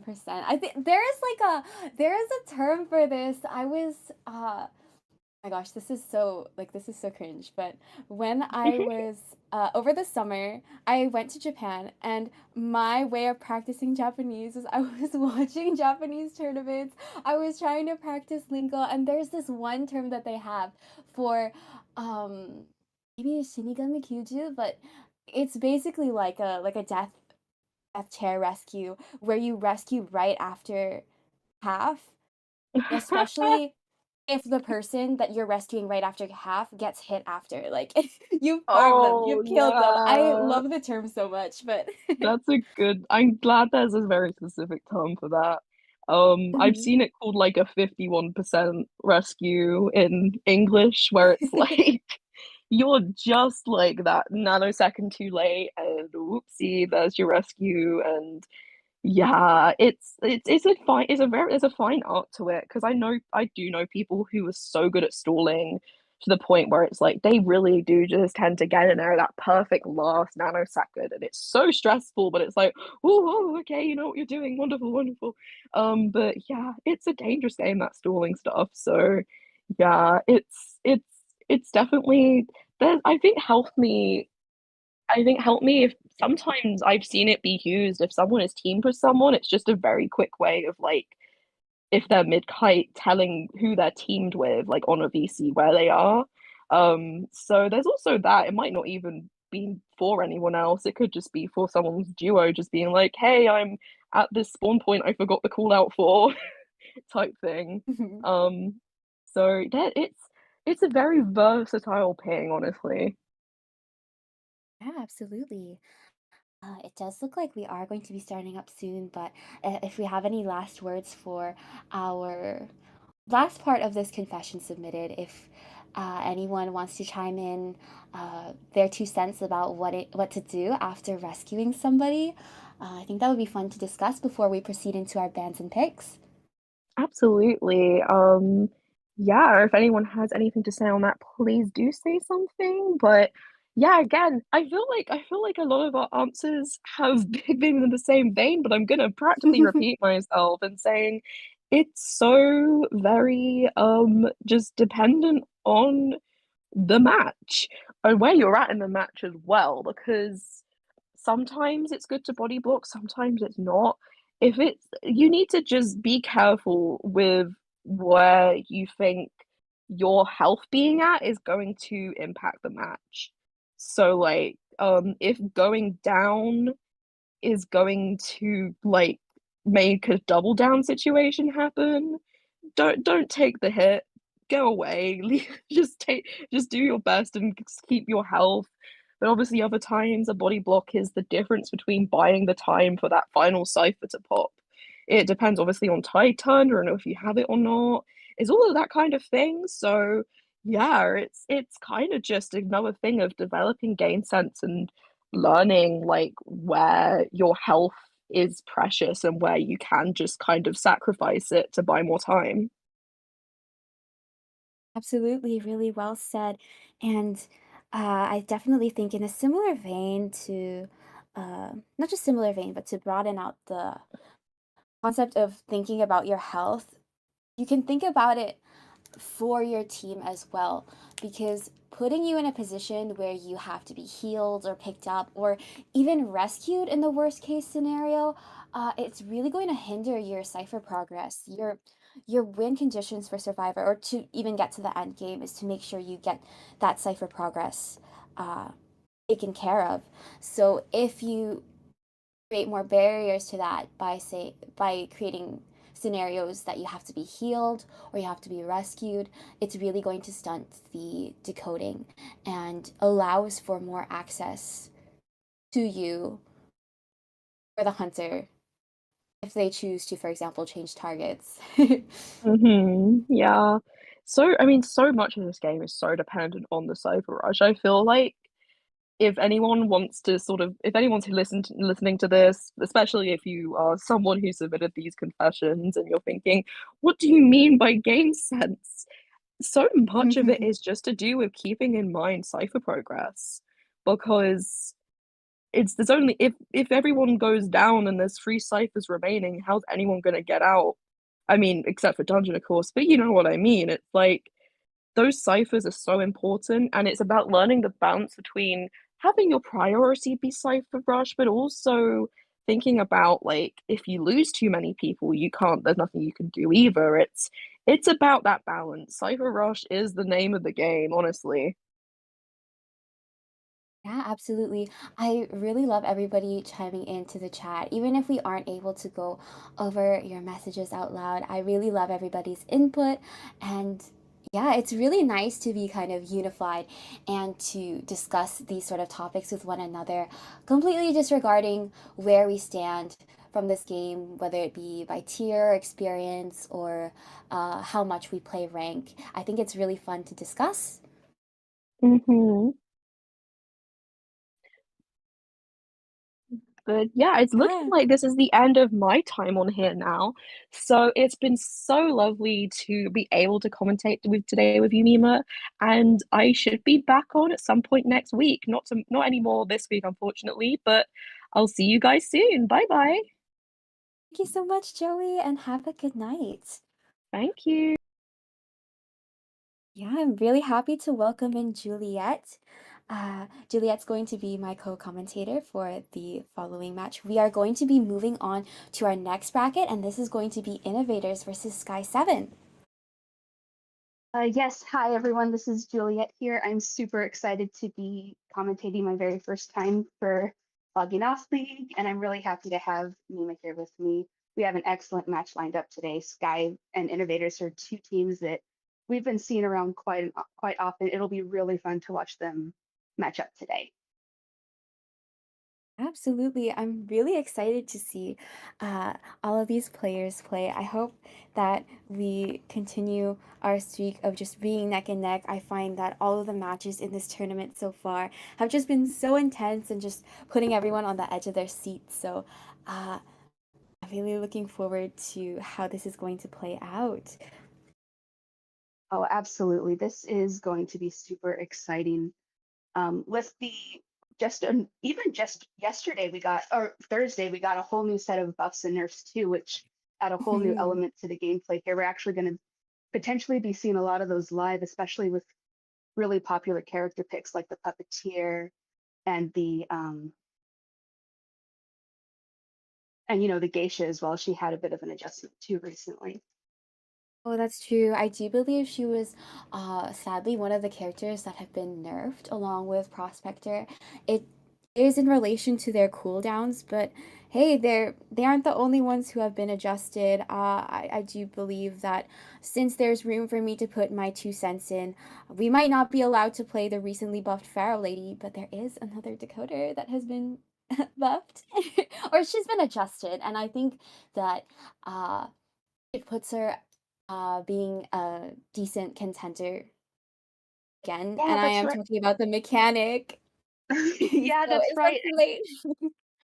I totally forgot the mechanics. I had her in my head and I was like, did she get? But I do remember now. Thank goodness that they're reducing that the debuff she gets when someone takes damage in the match. I think that has been one of the killers, combined with the fact that she no longer gives everyone a passive decoding buff. That's really damaged her standings in meta. So hopefully with these adjustments, we might be seeing her just a bit more. Maybe not as often as we see decoders like the prisoner or composer or even the lawyer situationally, but it'll be nice to see the mechanic have her day in the sun again. Mhm. And we are going to be heading into band picks now. We are getting ready to watch Sky and Innovators take on each other in a very fun match.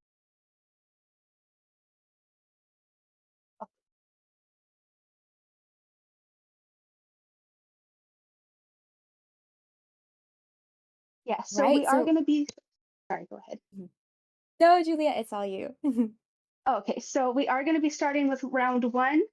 Sky is hunting first. They went ahead and banned Arms Factory, and Innovators picked Church. And our first, yeah, our first bands, our first survivors are going to be Priestess and Seer, and our first two locked in picks are Gardener and Coordinator, and our third ban is that Prisoner. I love these picks so far. I am a little bit surprised that we haven't seen Gardener up until now, but I may be a little bit biased, but I'm very happy to see Emma coming into play. Unfortunately, since Gardener and Coordinator are our first lock-ins, they are later going to be entering our global bans, but considering this is round one where every hunter is on the table, especially our top dogs like Opera Singer and the Shadow, there are definitely some solid choices to start us off while they are still open.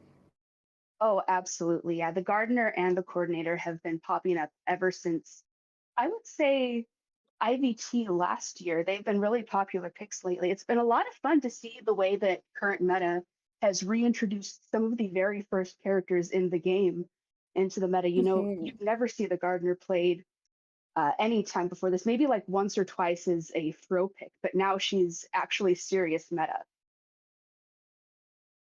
Yeah, I'm super happy. Ever since they introduced that recall aspect of our kit, it hasn't just been the sort of pseudo harassment with breaking chairs. I love that we can tank in some damage, especially when we take Seer off the table, which he has been for our first bans. I think that she makes a great alternative. This recall can be utilized for kiting, for rescuing if you so need to in a pinch. But what I love about the recall as well is that she starts the match with it. Although the trade off is that if the hunter ends up hitting it, you do give presents, but at the same time, you are uh, preventing yourself from getting damaged or health. Oh yeah. And it looks like we do have our last set of survivor comps. We have the mercenary locked in as our rescuer. We have the acrobat band finally, and our last pick is an antiquarian for the harasser role. This is a very strong team right out the gate. It looks like we are anticipating the possible opera singer pick, judging by both the map and the character selection for the survivor comps. This is a very good group for close combat with the very close stuns for both the prisoner and antiquarian, as well as the coordinator using that gun, and the mercenary being able to use those walls to get some really good elbow pads. Yeah, absolutely. I definitely think that I'm looking forward to how we're going to be utilizing our items, especially for that coordinator. That's a one and done stun. So I'm curious to see if we're going to be utilizing it early in the game or if we're going to save it for any pinches that we might end up in. I'm also curious to see if we are going to be utilizing the chest throughout the map. I believe that, in my opinion, I think they're rather well spread across the map, save for the back eight gate area. I think that sometimes even gardeners will opt to change their item if they don't want to go for the chair dismantling. So I'm curious to see how that will play out too, because we have uh, quite a number of characters who can replace their items or switch out, or once they've depleted, can get a new one. Oh yeah, this is a very fun map for both sides. We have some really great use for like all those tight kiting areas, all those walls that can be knocked over. In fact, those walls can even pose a threat to the coordinator because if the hunter can time things right, they can actually go and nullify that stun completely. Like this map can easily turn to a survivor advantage or a hunter advantage with just one move.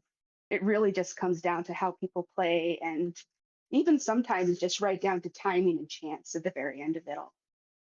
Absolutely. I love that you bring up the breakables because I feel like it contributes to how balanced red church is overall and how much the scales can tip in favor of one faction. These breakable walls can be used to help survivors as well as hinder them. We can hug against just the breakables, and sometimes they can get hit instead of the survivor itself. And on the flip side, the hunter can opt to hit the breakables and damage the survivors through that method. And it's honestly really funny when it comes into play. The hunters can also be stunned when they are hit by a broken breakable wall. So maybe I'll Oh, manifest that now that Juliet has brought it up. honestly, yeah, it's a this is a very good tight map for just about anyone. I mean, the antiquarian is a very good choice for a stunner here. She does require Mhm. all those close quarters to get those hits in. She can utilize those walls very easily, all those tight spaces, those pews in the chapel, the walls and all of those god kites. It's really a fun map just for about anyone, and especially considering how good of a map this is for the two strongest hunters in the game right now, the Shadow and the Opera Mhm. Singer. It really could be anyone's game. It just depends on what ends up happening.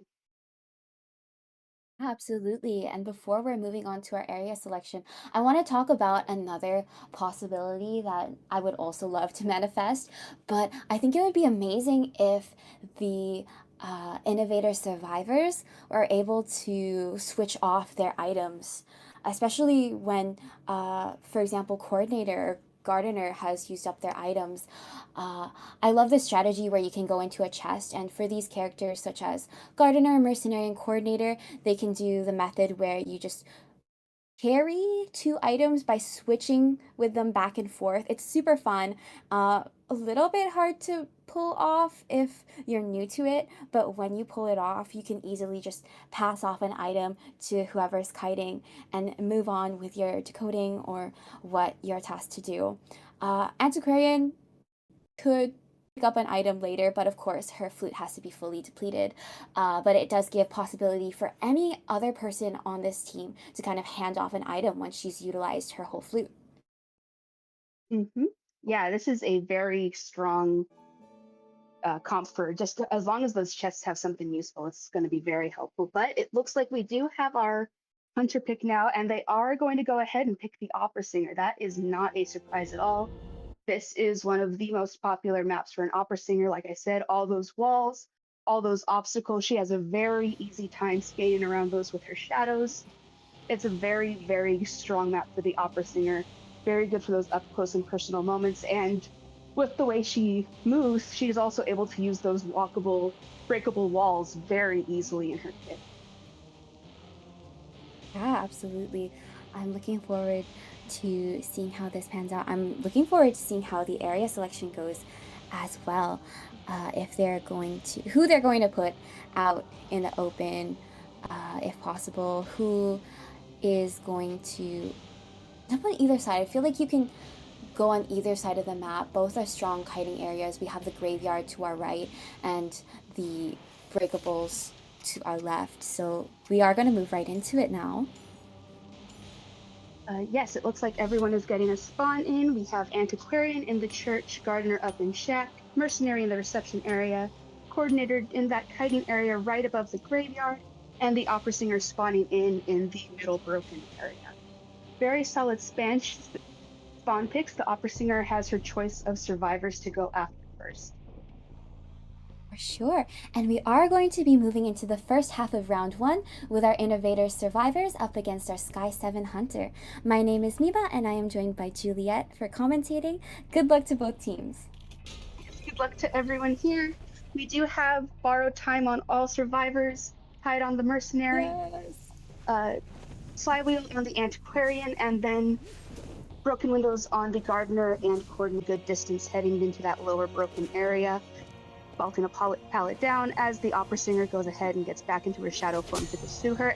Oh, and before she's able to get her another hit in, the oh man, that changed everything right there. Beautiful chair shot from the opera singer using excitement right as she's able to.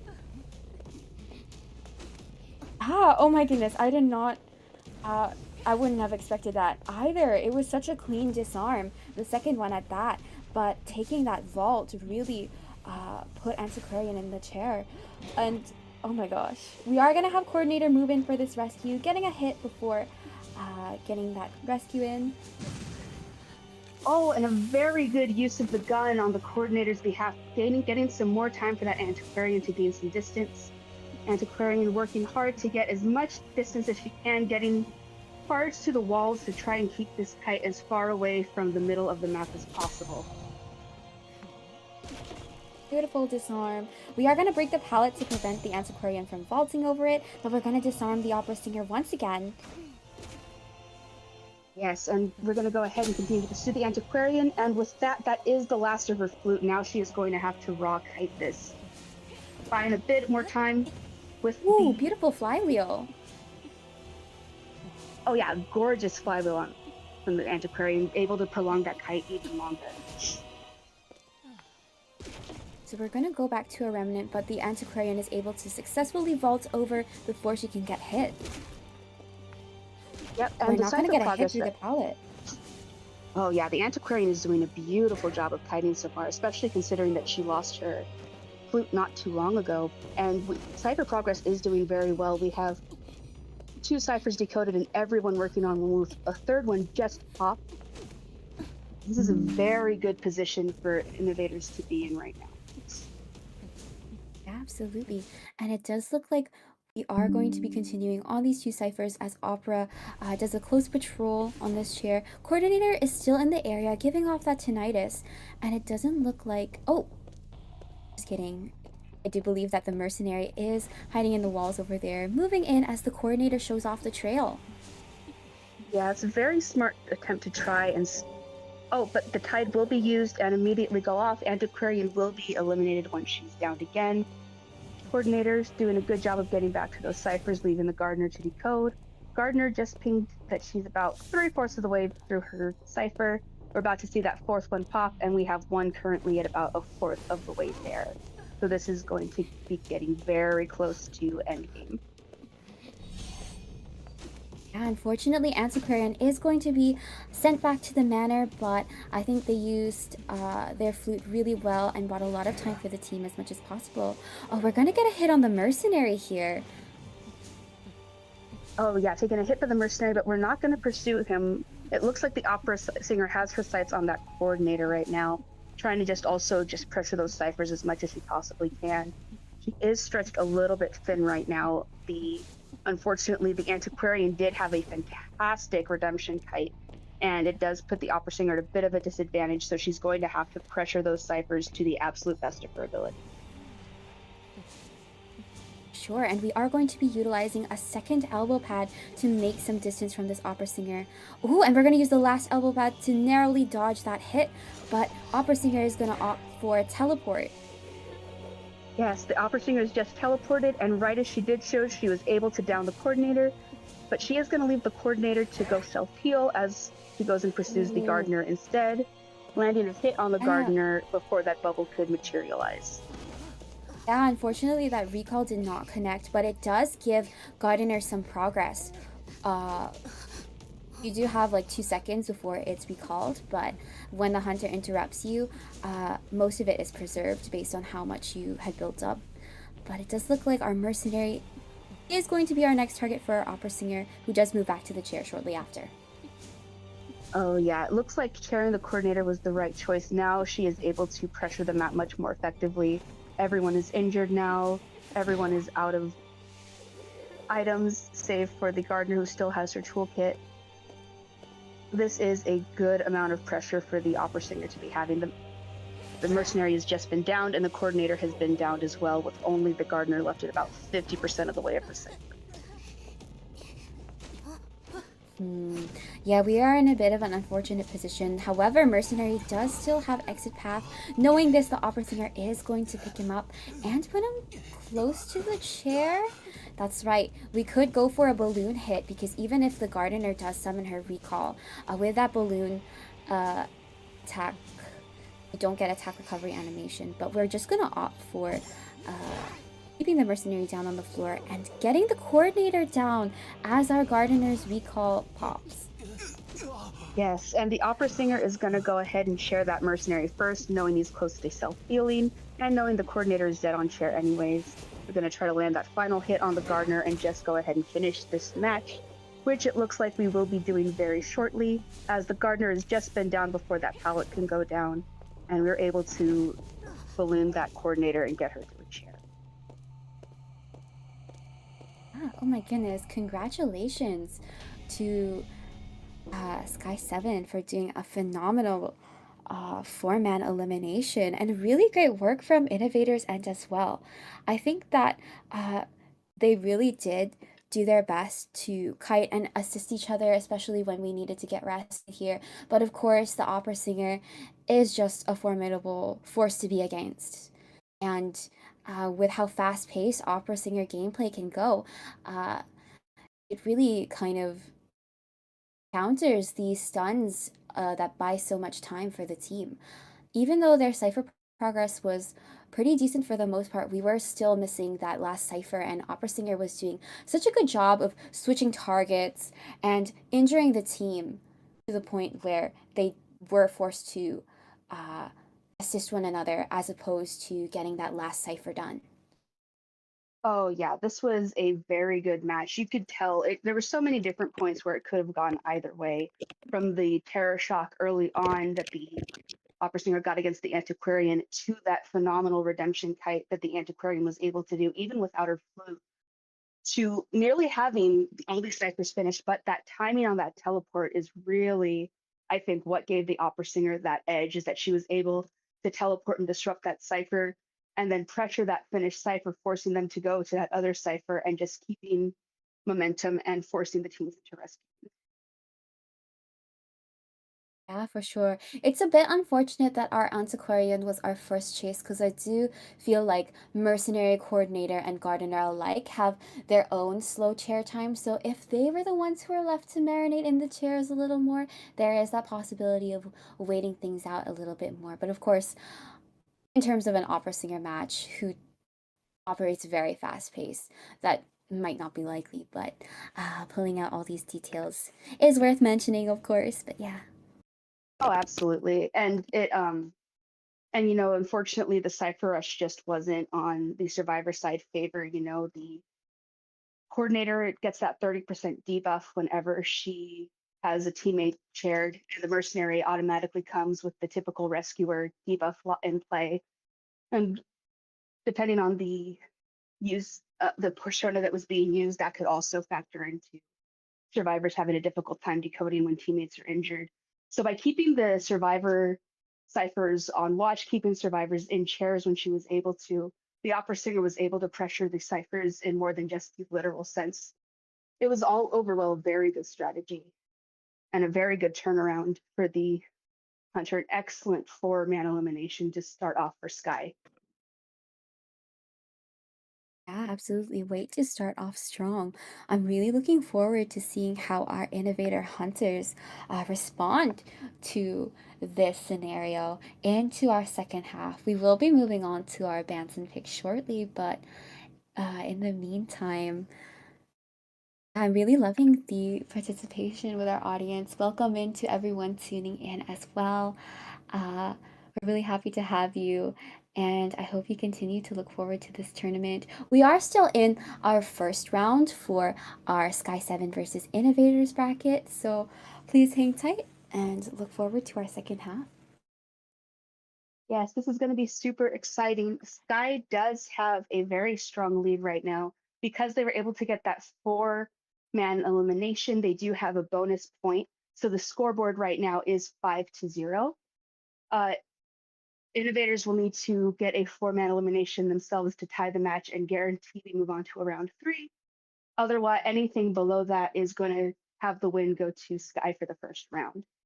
So already there's a little bit of pressure going into the second half, but I think it'll on both sides, honestly, both for the hunter to eliminate as many people as possible and for the survivors to make sure they can clinch that victory by getting at least one person out of the game.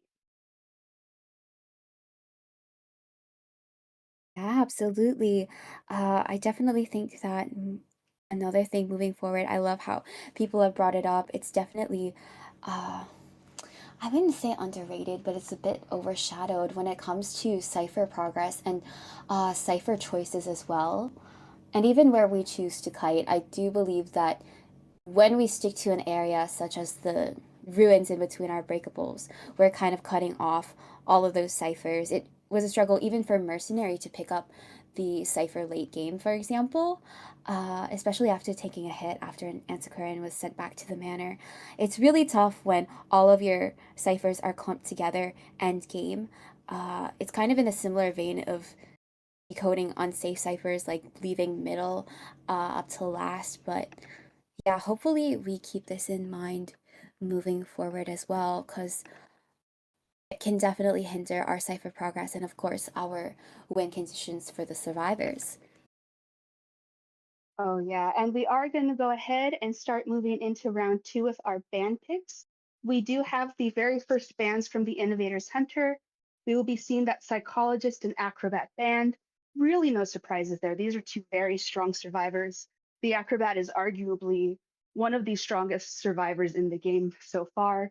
You almost always see him picked. He's a very strong first kite, very strong for dealing with that hunter. And that Psychologist does have that extra shield, able to take on so many hits and heal remotely, which is huge for teams.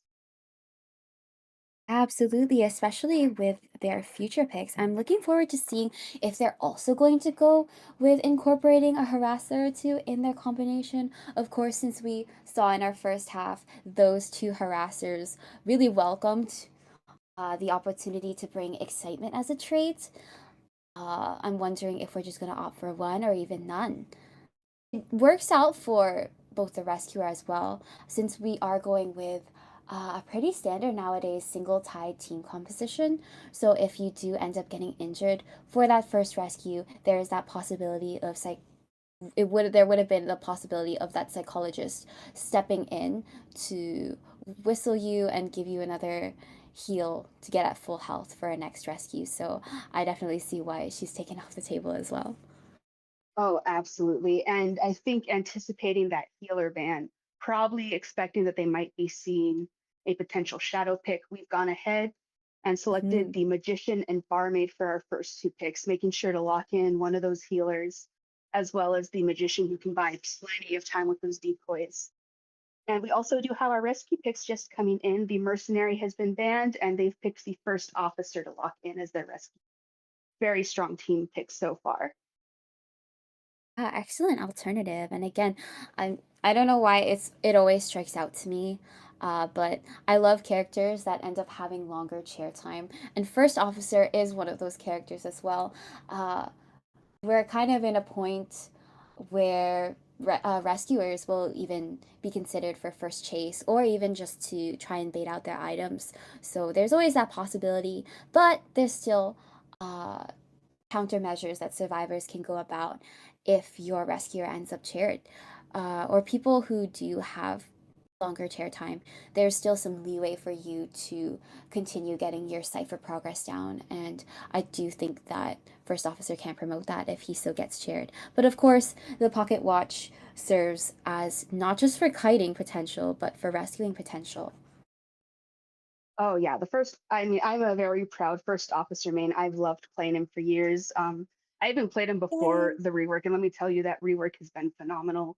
The fact that you can use your pocket watch and get yourself a little bit of a decoding, a little bit of a reprieve on your decoding debuff each time. So you go from that 20-second, 20% debuff to about a 6% debuff is honestly such a game changer. He's very useful for Cypher Rush because of that. He's very useful for, like you said, kiting and rescuing. Just a very strong character overall. It's really no surprise that he gets banned almost as frequently as the mercenary because both of those rescuers are some of the strongest in the game right now. Yeah, absolutely. Uh, it does look like we are going to be taking Seer off the table as well. Pretty unfortunate, but very much deserved and to be expected. It would have been nice to see another Seer and Barmaid composition, but unfortunately, since Barmaid was locked in first along with Magician, they are going to be entering our global bans later on. But I'm really excited to see how they're utilized in this round. I do believe that this is our first time seeing Magician so far. We are just starting things off, but I'm always happy to see any character that we haven't quite seen yet in LOL. So I'm definitely looking forward to this Magician gameplay in particular. Oh yeah, the magician's going to be a very fun pick. He's usually a bit of an off meta pick, but you do see him every once in a while, and people have used him to do some incredible kites. I've seen some incredible game changing plays from magicians before, and yeah, that Hmm. Seer band makes a lot of sense. The Seer is a very strong survivor, but we do have another survivor coming in last. It's that long awaited cheerleader who has a very good support capability, very good kiting capability, able to give herself and her teammates speed boosts, and even managing to help her teammates get up and even help with their items sometimes. But there is a bit of a disadvantage just by the fact that the Dublin only works on characters that are 21 years old in the game. Characters like Mind's Eye Coordinator and Cheerleader, unfortunately, are not able to use Dublin. So that does put them at a disadvantage with one of the teammates not being able to use that. But hopefully, they will be able to get through this. Absolutely. Honestly, if cheerleader is able to keep herself safe and also even just cheering from a distance will greatly benefit the team and kind of negate that requirement of having to get healed. Oh yeah, the it's overall a very good comp. It's very different from the comp that was set up previously by the other team. Instead of, in fact, there aren't actually any harassers on this team. There's more focused on healing, more focused on kiting. It looks trying to maybe not have as much of a debuff on decoding as possible, as long as that first officer is able to use his pocket watch effectively. Overall, it looks like this is a team much more built towards cipher, rush, and kiting. I think they might possibly be anticipating a shadow as a result. Yeah, absolutely. I'm definitely looking forward to potentially seeing the shadow come out, especially in round one, where every single hunter is on the table. And just for everyone coming in, I do want to reiterate that our cutoff for this tournament, in terms of survivor and hunter picks, is we allow all characters up until fire investigator for survivors, and for hunters, we allow up until the shadow. So, unfortunately, we aren't going to be having Pharaoh Lady or Goatman in this tournament, but of course, there are future opportunities in possibly later seasons. Oh yeah, as it is in the IVS and IVT upcoming seasons, we do have Fire Lady up for gameplay. So we should definitely be seeing her in tournaments starting a little later. But this tournament was getting together right as the Fire Investigator had just been released for a little while. So unfortunately, she Mm. will not be seen just yet. But we do have our Hunter Lock. Very exciting. We have a Hermit pick for round one. No surprises there with these Oh, characters trying to focus on Cypher Rush. That's a very good strategy against the Hermit who prolongs these matches as long as he possibly can.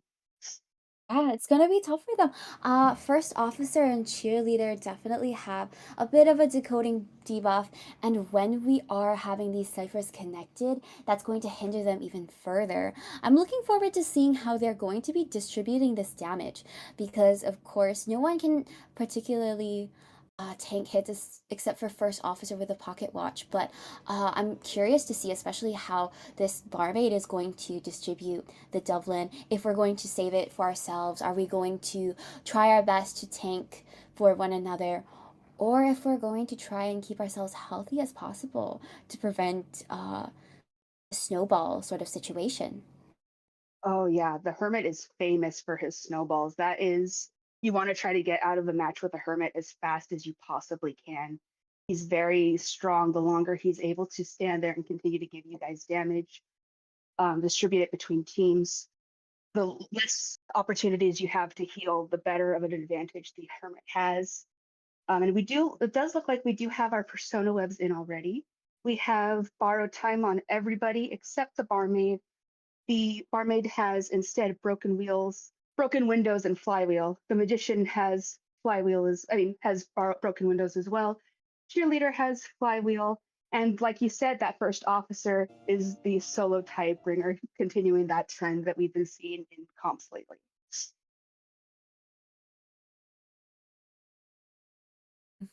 Yeah, very well said.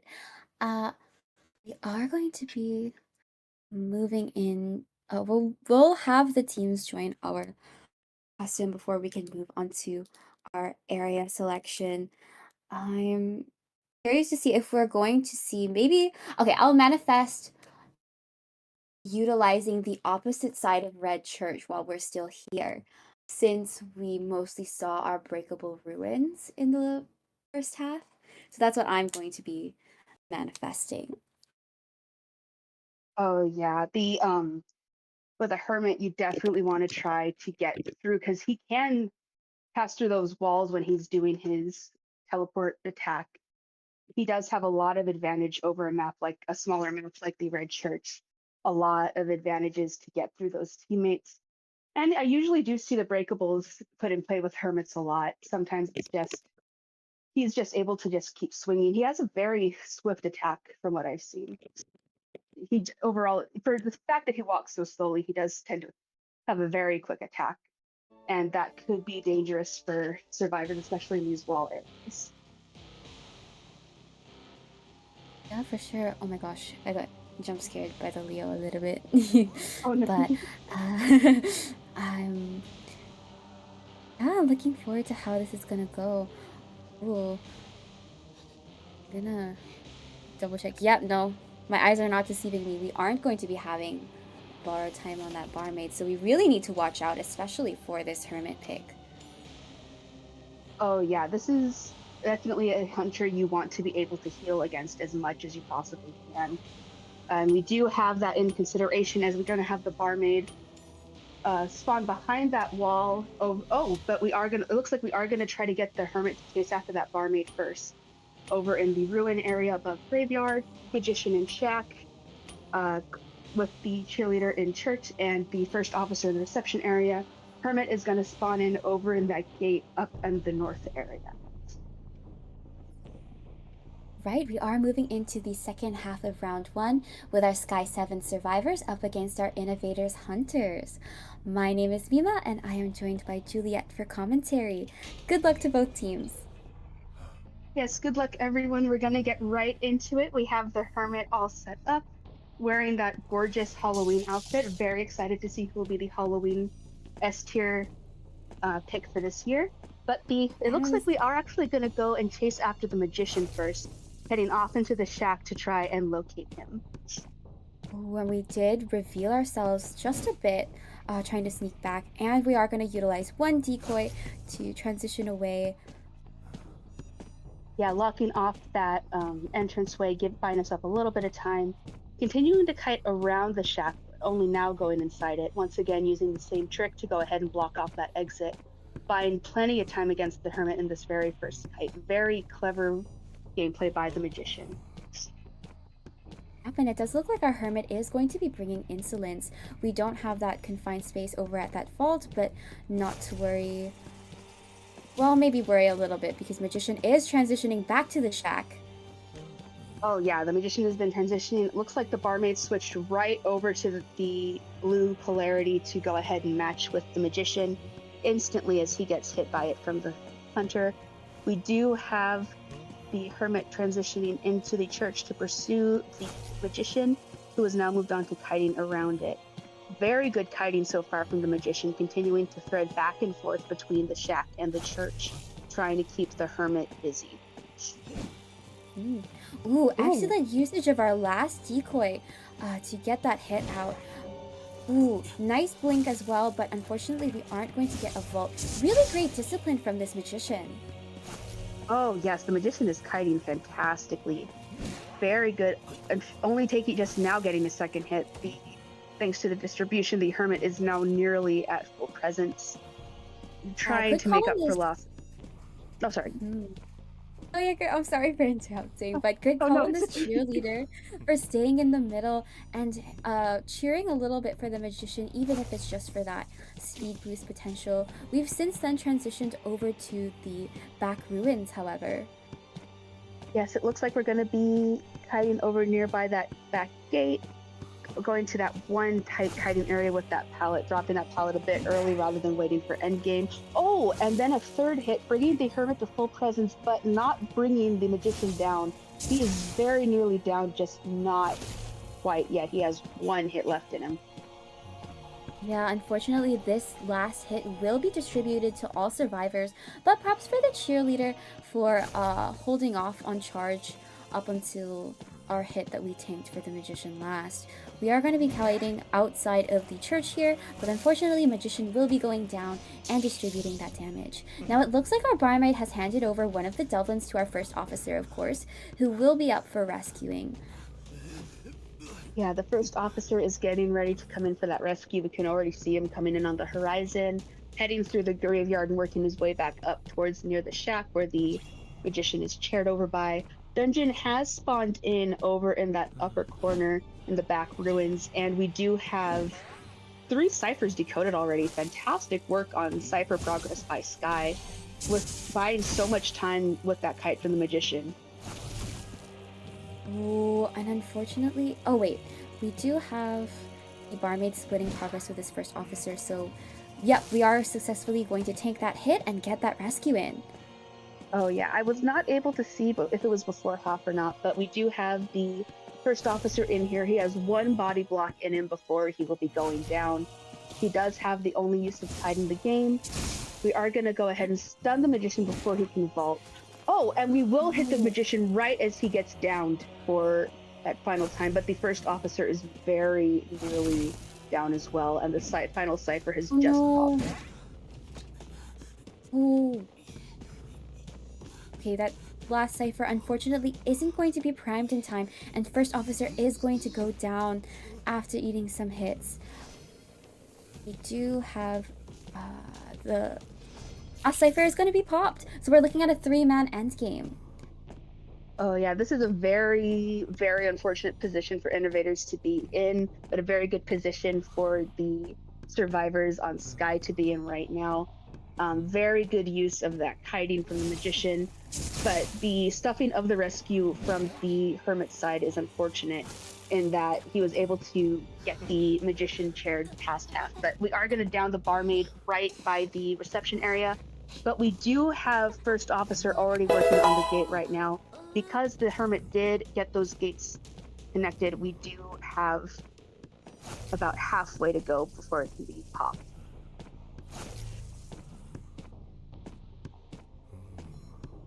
I could call in a cheerleader for cheering for this first officer, but it does look like we aren't quite going to get that gate open yet. Oh, Oh, and the that gate has. watch does come in clutch. Oh, but the first officer does go down before getting to the escape line. Oh, but in pursuing the cheerleader, the first officer was able to crawl his way out the gate. That will be first round win for Sky. It just depends on if we will be seeing them get a draw or a 3-man elimination. It really just comes down to how the cheerleader is able to kite this. It looks like she might be trying to either wait out the barmaid's chair to try to go for dungeon or just try to circumvent the hunter and get to gate. It really just depends on how this final kite is going to be going. For sure. And we do have one motivate. Oh, we do use the motivate here, but we do have a flywheel to work with. It's not going to connect in time, and cheerleader is going to go down. Yeah, very, very well played by all sides. Very good job on the Hermit to try his best to pressure that final gate. Unfortunately, it does look like it did not work out in his favor. Bringing Insolence did help for a bit, but unfortunately, not being able to transition to a teleport in time. And the fact the first officer still had a pocket watch available was pretty much crucial because that getting to the gate right before it closed would have most likely turned the game around, but the pocket watch went ahead and turned the game around in a completely different direction. Absolutely. Really great usage of that pocket watch to eat that hit and buy enough time to ensure that escape. Yeah, so the score is now going to be six. Oh no, but yeah, the score right now is going to be 6-3. With a 3-point lead for Sky going into round two. Very well done for both teams. That was an excellent set of matches for the first round. Ultimately, it does look like um, Sky does have a bit of an advantage going into round two with that 3-point lead, but anything can happen as we saw in the last round. Ravens did have a point deficit at first, but they were able to turn things around and clinch the win in the last 2 rounds. So it can go either way. We have two really strong teams here. As you can see, they're very evenly matched. It just came down to that very, very last play against the Hermit and the first officer that just pretty much changed everything at the end right there. Absolutely. Really well done. That was such an intense match. I'm glad that we were able to see uh, such great synergy as well. I think they were doing a really great job with communicating with one another, especially with the damage distribution throughout that magician's kite. I think being able to, speaking for both survivors in both rounds that ended up being our first kites, I'm glad that they were able to utilize all of their like deplete all of their items before that they were unfortunately sent back to the manor. It's nice to see these players utilize their characters to their fullest potential for as long as they are in the game. And I'm looking forward to seeing them continue up the good work in our upcoming rounds. Oh, for sure. I especially want to give credit to that magician for his use of his decoys, especially.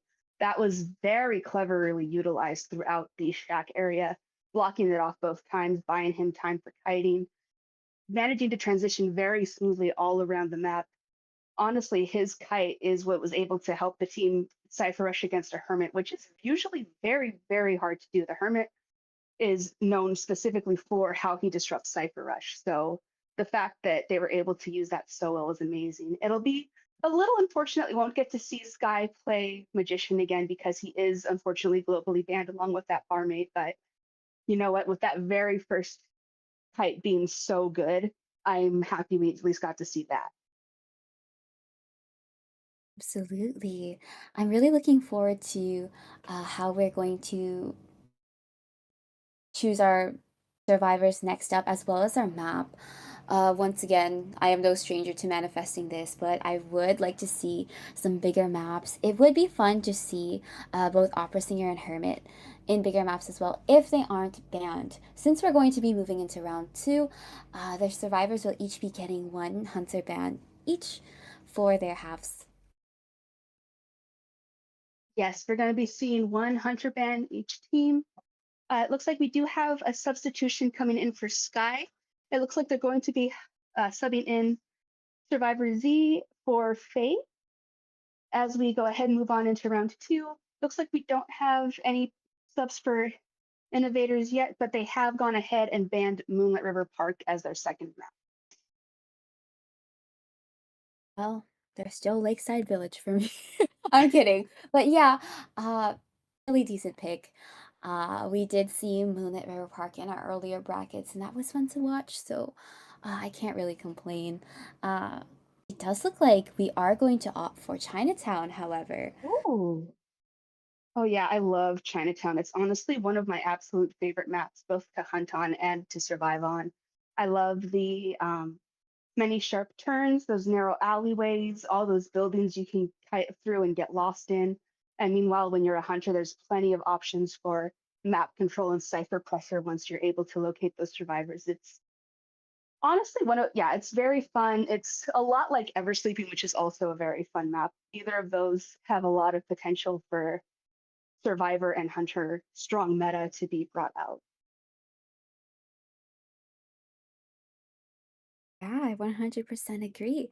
And it does look like we are uh, going to be having innovators put up their hunter first. All right, very exciting to see Innovators hunting again. That Hermit play was a lot of fun, very good Hermit gameplay in that first round. Very excited to see what their hunter is going to bring for round two. There are a lot of potential options for for hunters in this map because there are so many good hunting options on Chinatown specifically. It is arguably one of the best maps for characters like the Night Watch, who is usually known as a tie hunter, but I've seen four-man eliminations they pulled out pretty effortlessly. We've seen plenty of reptilian gameplay on Chinatown, surprisingly enough. In fact, that's what won last round was that four-man elimination by a phenomenal reptilian gameplay. Overall, there's just so, and of course, the Shadow and Opera Singer can do very well here. Plenty of tight corners, a small map, good control for the Shadow. There's really just no real wrong choices here in the meta when it comes to strong hunter options. Yeah, for sure. And as we discuss our hunters, I'm definitely going to hope that we see some hunters that we might not expect or haven't quite seen yet. I know that we've seen a little bit of Disciple, but I do feel like this is also a really good map for her as well. Oh yeah, the Disciple is very good. She's been coming really strong into the meta too, especially with that warp being a new feature that has benefited her greatly. And warp honestly is the perfect map to Chinatown is the perfect map to bring warp on. You're able to just disregard all those walled off buildings, all those corners and alleyways. You're just able to get from point A to point B. It's been a game changer. Yeah, absolutely. And I think that hunters in this tournament so far have definitely been utilizing warp a lot. I appreciate that they're able to pressure our survivors even if they don't use warp for their first chase. It is interesting to see how warp is utilized no matter what because of the versatility in it. And I like that it can be used as an alternative to both blink as well as teleport. Though we have been seeing a lot of hunters switch over to teleport regardless. They're really staying on top of things, but considering we did see an excitement pop last match, we've seen some peeper switches as well in our previous bracket. There's a lot of potential there, and I'm looking forward to just every kind of fine detail that these teams are putting out and considering because everyone is really on par with one another. So it's nice to be able to see how these smaller nuances make or break their gameplay and how they go about their matches. Oh yeah, we do have some very exciting gameplay here, and we are going to go ahead and see our first two survivor bands from the Hunter. We have the Priestess and the Psychologist. As stated before, the Psychologist is a very strong survivor, able to take hits and both heal remotely, which are two very strong um, things in her favor. And the Priestess, of course, it's really no surprise that she's getting banned on Chinatown. Both Chinatown and Eversleeping are some of her strongest maps because she's just able to make those portals through all those buildings, able to get through very long areas without even having to use a global portal. Overall, just very smart bands as well, but very smart picks from the Hunt the Survivor side too, as they have locked in Acrobat and Toy Merchant very first. So very happy to see that Toy Merchant for you, Mima. Yes! Thank you. I'm very glad to see Toy Merchant no matter what. Even if sadly she will be entering our global ban pool, I think this is definitely one of those maps where you can and should utilize her to her full potential, especially as an alternative to our priestess who was banned. Uh, there's a lot that you can do to support your teammates as well as just yourself. We've seen toy merchants in this map, in this tournament alone. Like several teams have been utilizing her, and I like that these teams tend to preemptively put out their catapults, not just for themselves, but for teammates as well. I really like how they've been utilized around the gate, not towards the gate, but out of the gate. So there's the possibility of using it even before the end game as well as the end game. I mentioned prior that these hunters have been definitely utilizing their teleport, so it really works in favor as a counter measure. So I do appreciate that. I also love the acrobat pick. Juliet mentioned it prior, but he's such a strong kiter and such a viable pick and a common pick as well. So now that he hasn't been banned, it's really great to be able to take this opportunity even if it's just for one time. Oh yeah, absolutely. These are two very good survivors to lock in, especially on this map. You know, with all the walled areas to kite around, the acrobat can use his balls to jump over them with no problem. And like you were saying, the toy merchant has those catapults. She honestly can dominate on this map, being able to glide down from those two-story bridges, being able to set up catapults to get her teammates onto those two-story bridges. There's a lot of versatility there for her. Oh, and it looks like we do have our Hunter ban in now from Sky. They are going to be banning Ivy. Really, no surprises there either. She is very strong on small, tight maps like these. She's able once she's able to get her snowball going, it can get very dangerous very fast on this map in particular.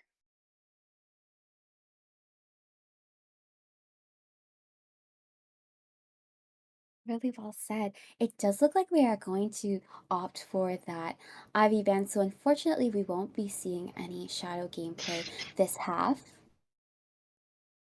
Yeah, unfortunately, the Shadow is a very fun character, but she's also incredibly terrifying to go against. She, your best bet is to just kite as best as you possibly can against her because once she's able to start pressuring ciphers, that's when you are in big danger. And once she's able to pressure the exit gates, that's even more dangerous for the survivors. So it does make a lot of sense that this team would not want to go up against her right now. As it is, there are already so many dangerous hunters to go through. You still have the opera singers at option. You know, the wax artist is very good on Chinatown. You have the Night Watch. You have the even the whale has been able to do pretty well in as well. Mhm. Oh, and we do Uh, have our oh sorry, go right ahead. oh no, you're good, thank you. I was just going to chime in by saying I like Clerk on this map. I don't personally play Clerk. I just enjoy watching Clerk gameplay, especially on this map. A little less if I'm one of the survivors playing, but I find that her cipher pressure especially works out really well in Chinatown. We saw the danger of having all of your last ciphers on one side of the map, and that is so very possible on Chinatown, like it is for our previous map, like Red Church. But uh, yeah, we are going to be locking in as mercenary for our third pick. Uh, yes. Oh, it looks like we have mercenary band and gravekeeper picked, I Oh my believe. bad. Oh no, no problem. I think there was a bit of confusion, but in relaying it, but no problem at all. We have mercenary band and gravekeeper picked in. Really, it looks like we might, like you were saying before, that disciple might be making an appearance. The gravekeeper is a well-known disciple counter, so going ahead and selecting him over the first officer tells me that they might be anticipating a disciple pick over that first officer, since the disciple is a notorious counter for that survivor in particular. Yes, absolutely. And I do like the usage of Gravekeeper because of his shovel. It can definitely come in clutch, even just for kiting. We saw it yesterday. Uh, I liked the usage of both shovels for the first kite, and we did also have a toy merchant in play. I think toy merchant and gravekeeper especially make for such a strong combination. You're able to pass off a new item once the gravekeeper has depleted his shovels, either for a kite or for a rescue. uh, Rescue is definitely likely, especially considering the possibilities of hunters like Anne, who gravekeeper does counter. But if we are going to exert our resources for our first kite, then there's always that alternative with that toy merchant. She starts off with one random item, and of course, there's a couple of other chests throughout the map that she can easily dig through faster than any other survivor. Oh yeah, absolutely. It's a very good combination, a very unsurprising combination on Chinatown as well. Gravekeeper tends to be a very popular pick on Chinatown, being able to gain speed in those alleyways and tight kiting areas. And we actually do have our final set of band picks for the survivors. We've banned the seer and locked in the gardener in his place. Very strong team so far. As we were saying before, that gardener is able to take hits with that shield. She's able to go ahead and rotate out from her toolkit. She usually tends to do that in favor of chests. And with the toy merchant on hand, this means that just about almost every survivor in play will be able to use those items once their stuff runs out, save for the acrobat who does have to carry his balls with them. Absolutely, but with those balls, you make great distance. Much like the toy merchant with those catapults, we can definitely anticipate some of those assists, especially on Chinatown. We have not one but two different two stories, especially with open bridges that connect to one another. It is a little bit hard to land and master, and of course, set up, especially during Survivor's Chase. I do believe that this type of scenario happened yesterday where the toy merchant tried to set up for catapult vault into the bridge, but it requires quite a lot of precision. Uh, so there is that. Of course, you can also set up the catapult to go on these two stories, which makes for even greater distance. I especially like this over at the hotel because once you've kind of used up that pallet, you have the drop down and the stairs or the bridge. But if you are able to set up that catapult, you can go for such a long distance, especially to transition over to the to pallet area after such a big amount of space. And I think that's also the strength in the toy merchant, acrobat, and gravekeeper who are able to make these big distances, these big gaps that are just so open. And with Gardener, although she may not be able to traverse such distances without assistance of her team, she still has that recall to allow her to tank hits while still moving.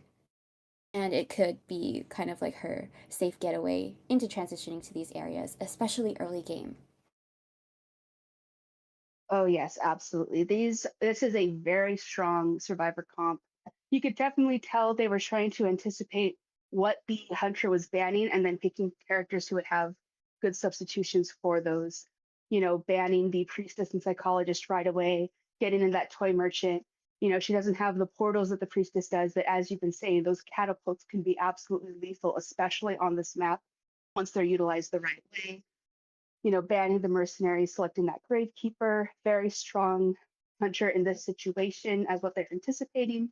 And, banning that seer who's able to offer his teammates that protection with the owl, and instead locking in the gardener who does have the recall that can take a hit for herself at least. And we are going to have our personas all set up for our survivors. We have borrowed time on everybody except Gardener. She is the only one carrying Flywheel, and she also has broken windows. Acrobat has broken windows as well. And interestingly enough, we're going to have both the Toy Merchant and Gravekeeper bringing tide this time. It looks like they're breaking that single tide trend. Yes! You don't know how happy I am to see. It makes me call me old-fashioned, but I do love me a good double tide run. That it makes me feel so nostalgic. I was already feeling quite nostalgic with the Gardener and Gravekeeper pick. It reminds me of like those old tournaments, round threes. Oh, they're gonna bring out the Mary. Let's go, these characters. Um, but yeah, I definitely think that Toy Merchant is a viable option for bringing Tide. I know we do want to maximize kiting potential with a Toy Merchant, but she does have some really underrated rescuing ability. I think that if we are to see, for example, a basement scenario, which we haven't quite yet in this tournament, but okay, I'm just putting it out there. Both Gravekeeper and Toy Merchant can drop down into the basement. You can glide into the basement, and I would definitely love to see some really unique usage of the catapult, but also her glider. Oh yeah, absolutely. There is just so much that the survivors can do. The toy merchant has plenty of opportunity to rescue on this map, flying in from up above if the survivor is shared near one of those bridges. And it looks like we actually do have our hunter pick in already. We are gonna go be seeing a repeat of that hermit. We will be bringing the same persona that he brought last time. So we're gonna see both insolence and detention brought again. Very excited to see the hermit come back for a second time. Here I was anticipating that disciple pick, but it looks like we are going to go for the hermit instead. Absolutely. And considering the synergy and teamwork that Sky 7 has, I am really glad for them that they were able to pick this Gardener because Gardener makes for such a great hermit counter. If she's able to tank the hit with her recall, it doesn't distribute the damage to her teammates. That's something I noticed while playing with her.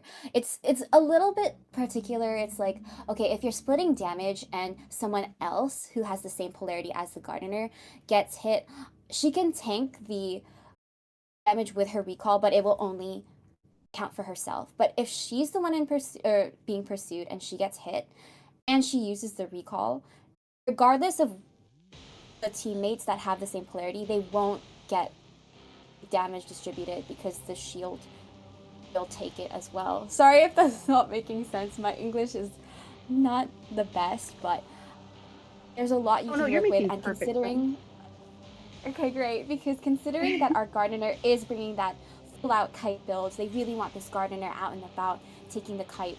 This is definitely a good opportunity for Sky 7. Oh, for sure. And as we've seen in the first round, they do know how to handle a hermit. They were on top of switching those polarities, making sure they distribute damage right when they need to. Um, Overall, very strong. They are set to go up against this hermit. The hermit is set up to go against them. We have our spawn points in. We have Gravekeeper in middle. Toy Merchant spawning in over down by the Umbrella Gate. Acrobat up over at the Lantern Gate. Gardener spawning in down behind the hotel. And the Hermit spawning in at the two-story mannequin, looking like he might go ahead and pursue that Acrobat first. All right, we are entering the first half of round 2 with our Sky 7 survivors up against our Innovators Hunter. My name is Mima, and I am joined by Juliet for commentary. Good luck to both teams. Yes, good luck, everybody. We are getting started. We have the Hermit spawning in right into that building under the mannequin area. It looks like we've already connected some ciphers. and we are heading down towards the lantern gate to go ahead and take that acrobat for first kite. Oh, or it looks like we are transitioning down, possibly looking for. No, we are going to go ahead and continue to pursue that acrobat up to the corner over near the dungeon arch spawn. Yeah, good rotation, and now tonight is baiting. Hermit has not yet caught sight of this acrobat, but it does allow for some time to get on a cipher. I believe it's our gardener was forced to transition away. Oh, and it looks like our hermit does catch sight of our toy merchant gliding over to our hotel area. Yes, it looks like the toy merchant went ahead and anticipated the hermit coming by. She was able to go ahead and use one of her catapults to gain some significant distance. Looks like he has caught up to her on the 2-story over by the hotel.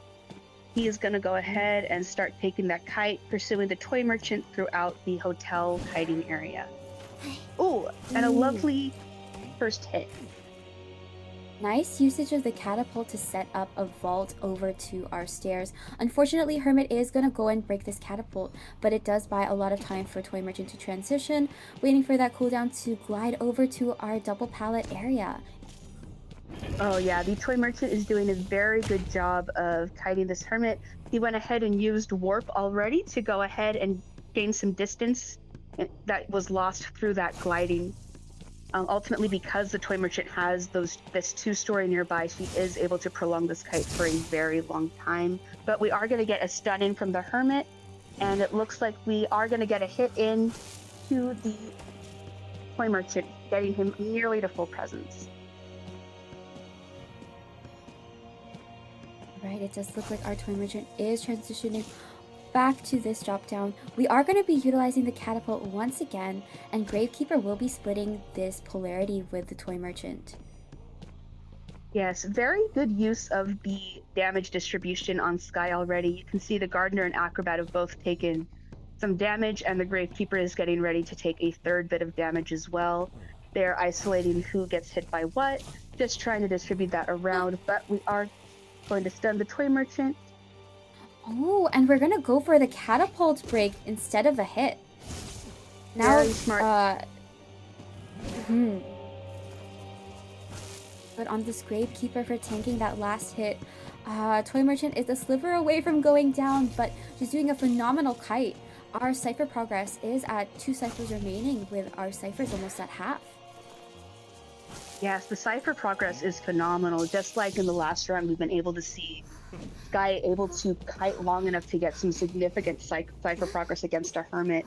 Very, very good rotation here, very good distribution and damage, very good decoding progress. But we are going to see the Hermit utilize Warp to try to pressure those ciphers, going ahead and taking up a kite against the Acrobat over in the restaurant area.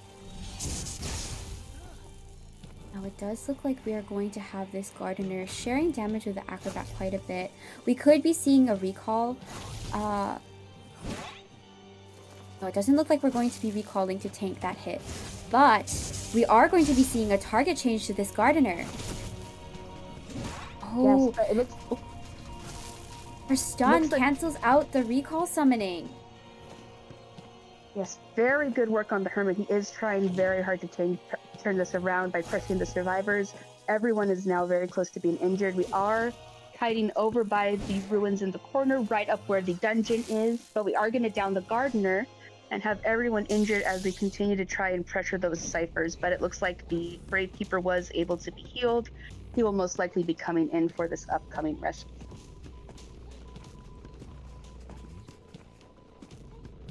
For sure, good call to heal. We need to be really conscious about how we're distributing the damage, especially with this Acrobat so close and at a prime cipher. Yeah, it looks like we are transitioning to try and pressure this rescue, pressure the ciphers as well. We do have Gravekeeper coming in as he is fully healed. Currently has no polarity on him. He's going to go ahead and get down into his very first shovel of the match. Not having to utilize that shovel very much, if at all. We're going to go ahead and try to pressure this cipher, but we will immediately down the Gardener as the tide was already used on the Toy Merchant when the Gardener went in for that rescue. Acrobat is going to get downed due to sharing damage with the Gravekeeper here, and we need to be conscious about the Gardener's 12-9 build that doesn't allow for borrowed time. They really need to be mindful of this pop, but the Cypher is fast approaching its prime state. We're gonna Yes, and see a warp. it looks like we're gonna go ahead and warp. Just try to pressure those ciphers pressure this rescue as long as we can. Just try to stuff it. Try to prevent a 4-man end game because we are very close to one. It looks like We the are gonna acrobat see has been able to. Acrobat. Oh, sorry. Jinx. Sorry, no, totally same point. Acrobat did use his exit path. Oh, and now he's in the area too for this rescue because we are going to try and. Oh, we are going to go see the 4-man end game here. This could be very tricky for the Hermit, just as long as he's not able to turn it around. We do have the Acrobat on the way to the exit gate, which could prove problematic, as the Acrobat does have that decoding gate debuff, which could be lethal against a Hermit once those gates get connected. For sure, and we're going in to get that Gardener, but she is sharing damage with the Toy Merchant. Did manage to do a recall, which will be wrapped up shortly, but ooh, excellent bait with the stun here. Yes, the Gardener is going to be going down, but we did get the exit gate open.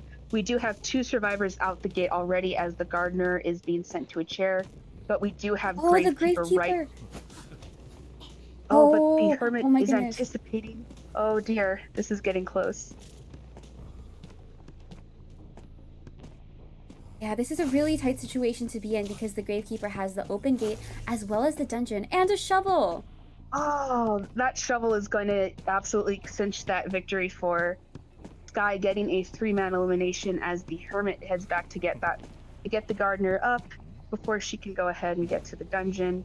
This will be a 3-man Oh dear. Oh! Oh Oh no. no. Oh my Oh, goodness. oh Oh gosh. yes. Oh. Alright, Gardener is making a run for her life. We do have a recall to work with, but unfortunately, ah, we The are Gardener will. going to get Oh, cut up there. yeah, I think the Gardener knew her number was up. The that stun right there was able to prevent that recall going ahead and getting that elimination. But we will be seeing another 3-man escape. We'll be seeing a 3-man escape this time from Sky. Last round they only had a 1-man escape, but they were able to really utilize Cypher Rush very well as having excellent kiting from both the Toy Merchant and the Gardener, as well as very good rescue opportunities from the Gravekeeper, and just overall very good teamwork on the survivor side. As strong as the Innovators Hermit was, unfortunately, that Cypher Rush did just prevent him from snowballing like he would have liked to. Yeah, absolutely. And really good on these teammates. Like, it's definitely the strength in having like good communication and all of your survivors still in play. But I really appreciate how both the Gravekeeper and Acrobat were able to pull all stops to defend the Gardener who wasn't bringing borrowed time. Oh, yeah. Overall, just very good team coordination, very strong rotation, not just in the Cypher decoding, but as well as distributing that damage by prolonging that Toy Merchant's kite for as long as they did. That allowed them to basically get to a 3-person, 4-person end game, and the Toy Merchant even ended up escaping in the end. Overall, just incredible work all around. Very good work distributing that damage, giving that Hermit a serious challenge. It was a very strong battle, and even right down to the very end, that fight between the Gardener and the Hermit could have gone either way. It was really exhilarating right there at the very end. Yeah, absolutely. And this is exactly what we like to see here. Just intensity from start to finish. I was really at the edge of my seat the entire time. Of course, I do also want to highlight I really liked the rotation and the preemptive catapult placing. I like that we went back and forth within the hotel area towards the blue lights. The first instance that the hermit saw the toy merchant, she had already utilized the catapult set up around the sausage maker area. It allowed her to glide over to the hotel area, and it did give enough time to go up the stairs and I believe utilize the catapult as well that went up to the stairs. Hermit did a good call of breaking these catapults so she wouldn't be able to use it, but of course, when you drop down from anywhere, there is a possibility of using that glider. So, props to the toy merchant as well for minding those cooldowns. It's a bit of a long one, I believe around 30 seconds, but as you continue looping around that area, uh, it's not as bad to speed up that cooldown as well. Oh yeah, for sure. Overall, just really, really good gameplay uh for this map for this hunter. They knew what they were anticipating. They were able to fight back as well as they could. Um, Hermit was unfortunately not able to snowball like he was in the first round. There was just no way to turn this around at the end once the rotations were happening and everyone was just so spread out on this map. It was just a very unfortunate situation for the Hermit there, even though you could definitely tell that he definitely was able to get a lot of damage. And if it hadn't been for all the distributions and timing on the survivors end, he would have had that toy merchant down a lot sooner than otherwise. But overall, just very good gameplay on both sides. Very excited to see what goes down on the second half of the game. Same here. And I'm honestly really manifesting that we go into round three as well. I definitely believe in these teams. They've really been showing off their potential so far and putting their best foot forward. So I hope they continue to do that. I really just want to be able to see as much of everybody as possible. It's a shame that we're only in the playoff stage, so we do have to say goodbye to some teams afterwards, but of course, it does really set the stage for how how much they're going to go all in, and yeah, I've just been really enjoying it so far. Yeah, this has been a very exciting tournament so far. Very fun matchup, especially.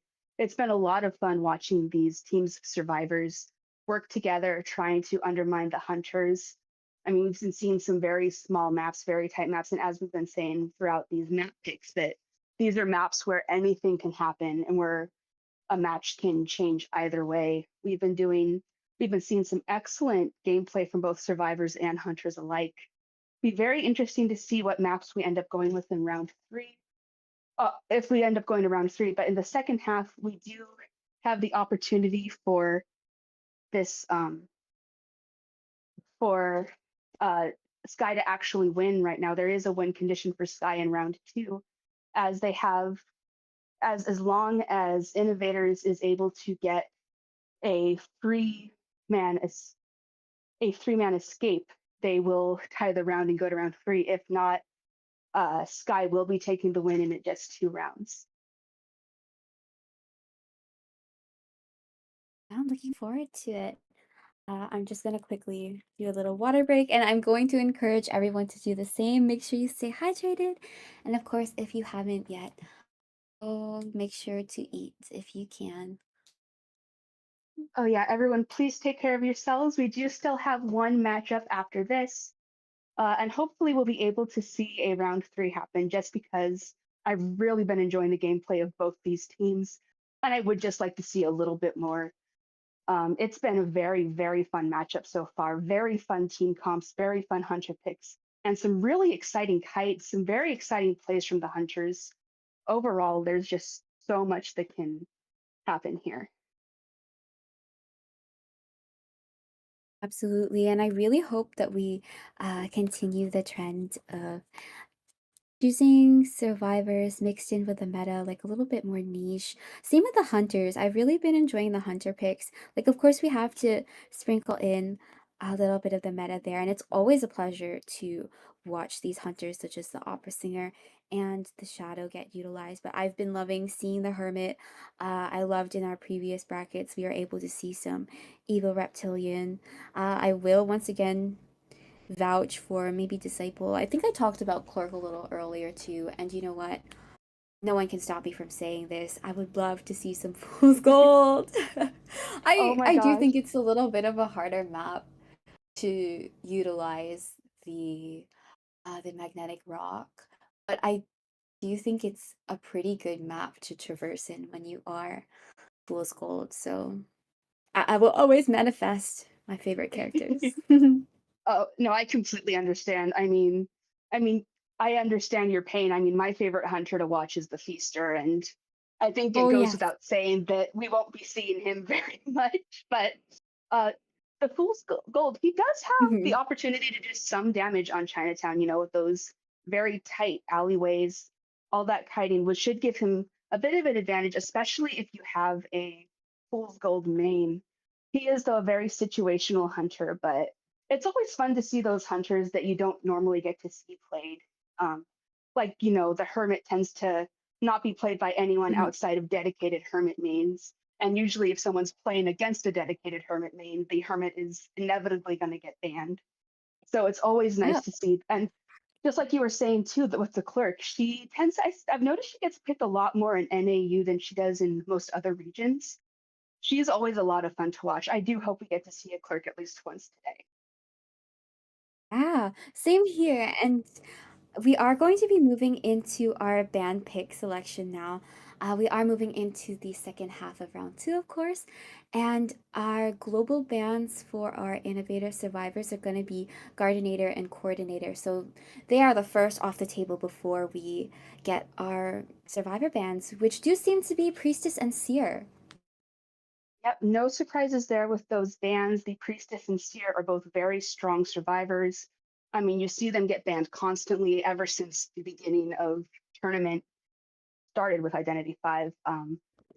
Priestess is able to make all those phenomenal portals. The Seer is able to get all of those shields.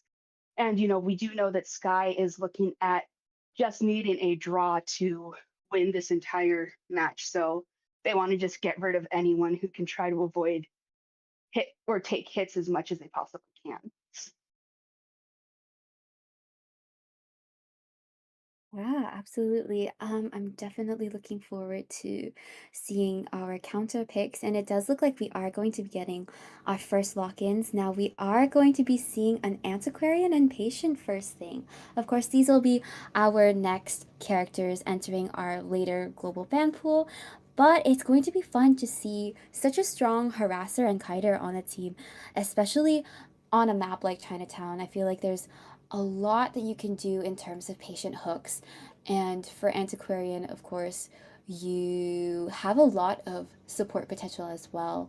I think in the open areas, it's a little bit more difficult to, but uh, there's still a lot of great areas that we saw even just in our first half, such as the hotel and our little back area behind the restaurant.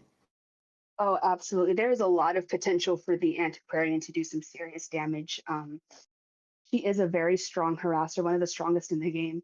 And as we saw in the first round, Innovators was able to utilize her phenomenally. So it'll be really exciting to see them bring her out again.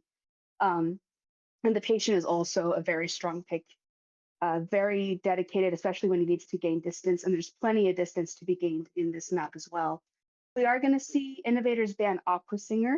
No surprises there. She is very strong on this map. And Sky will go ahead and ban the Embalmer as a result. I definitely see where this band is. These both bands are coming from.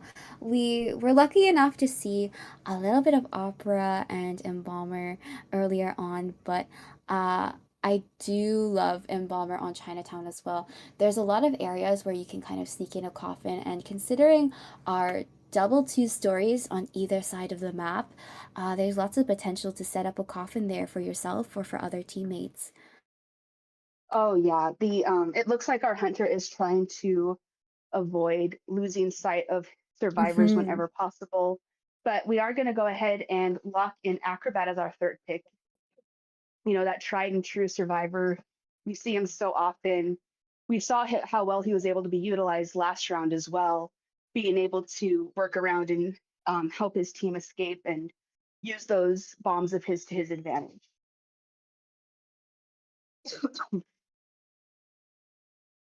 Yeah, absolutely. And it does look like, unfortunately, we are going to be seeing a toy merchant ban, but I cannot be stopped. I am on a roll, and I'm going to go out on a limb and say that there is still an alternative in terms of distance makers. We've taken Priestess off the table, we've taken Toy Merchant off the table. Might I like to suggest my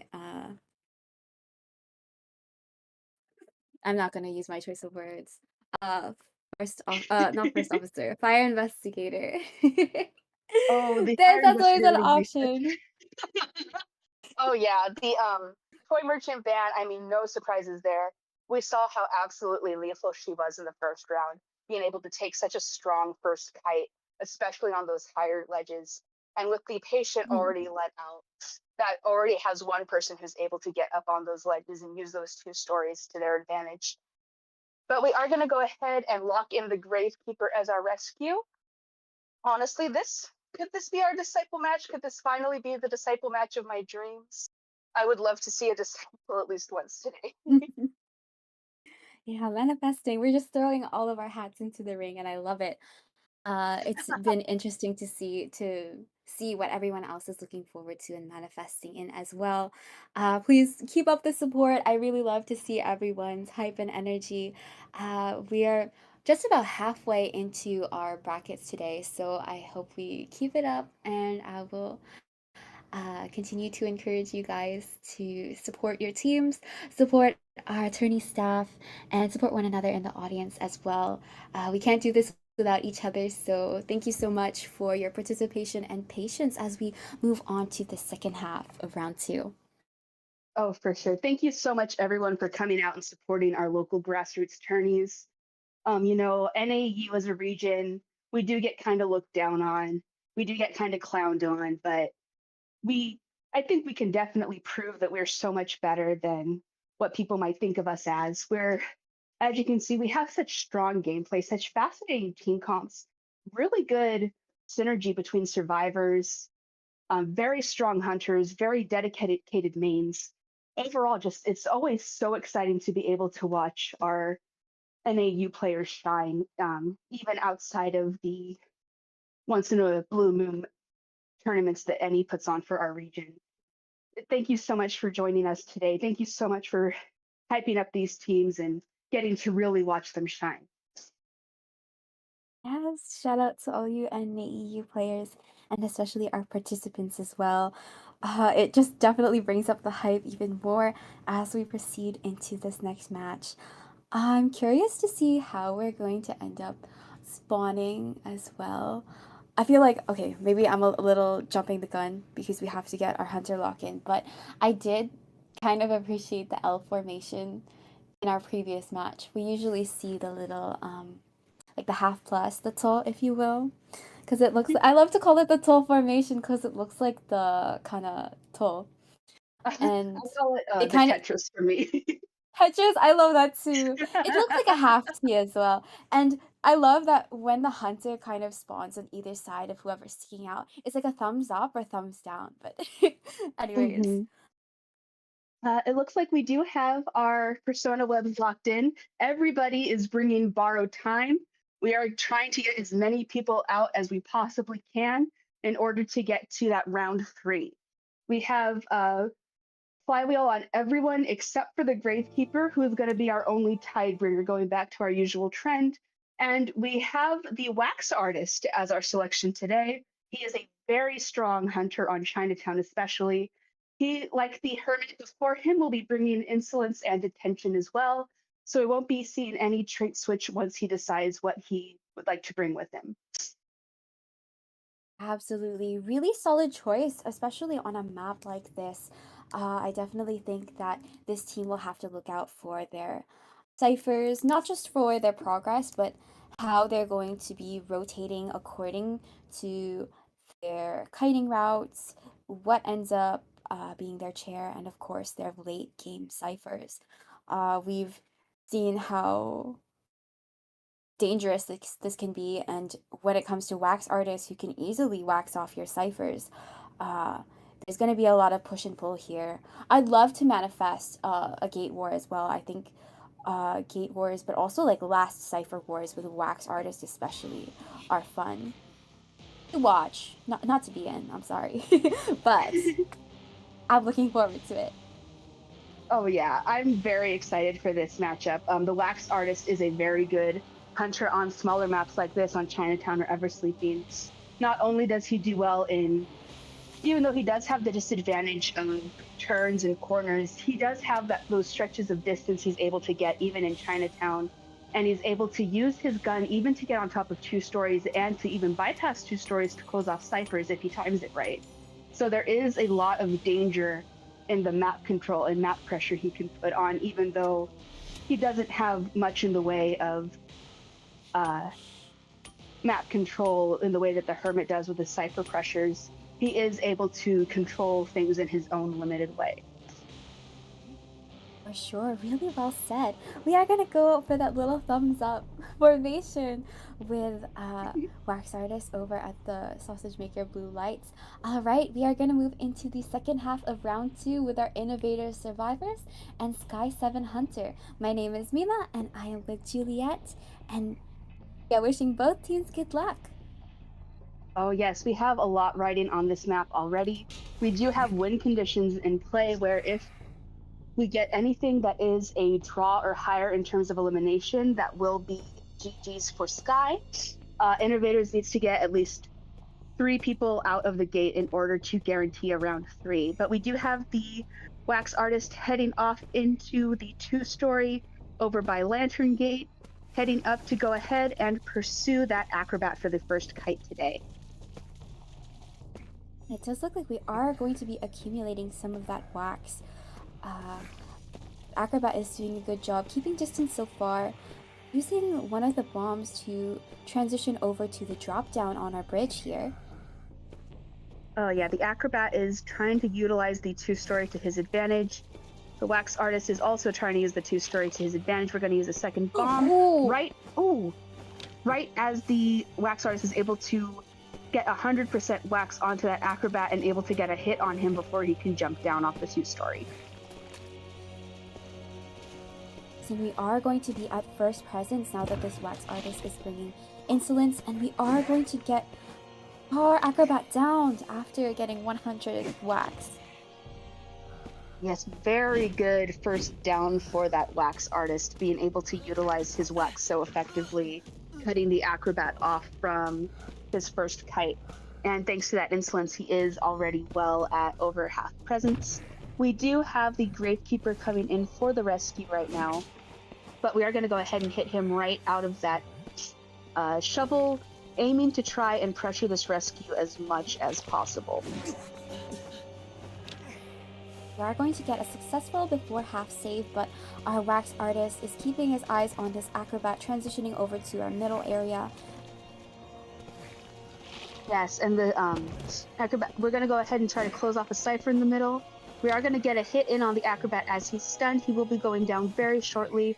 Cipher pressure is doing very good so far. We have 2 ciphers downed already, and we have the Antiquarian in the area, which means she can start her harassment if need be, unless she is trying to get tinnitus. But it looks like the Wax Artist is going to try and block off that cipher all the way on the other side of the map. I will say, Not good quite call succeeding. moving away, because Acrobat did drop down quite close to the chair. We are going to have Antiquarian... Oh, Patient moving in.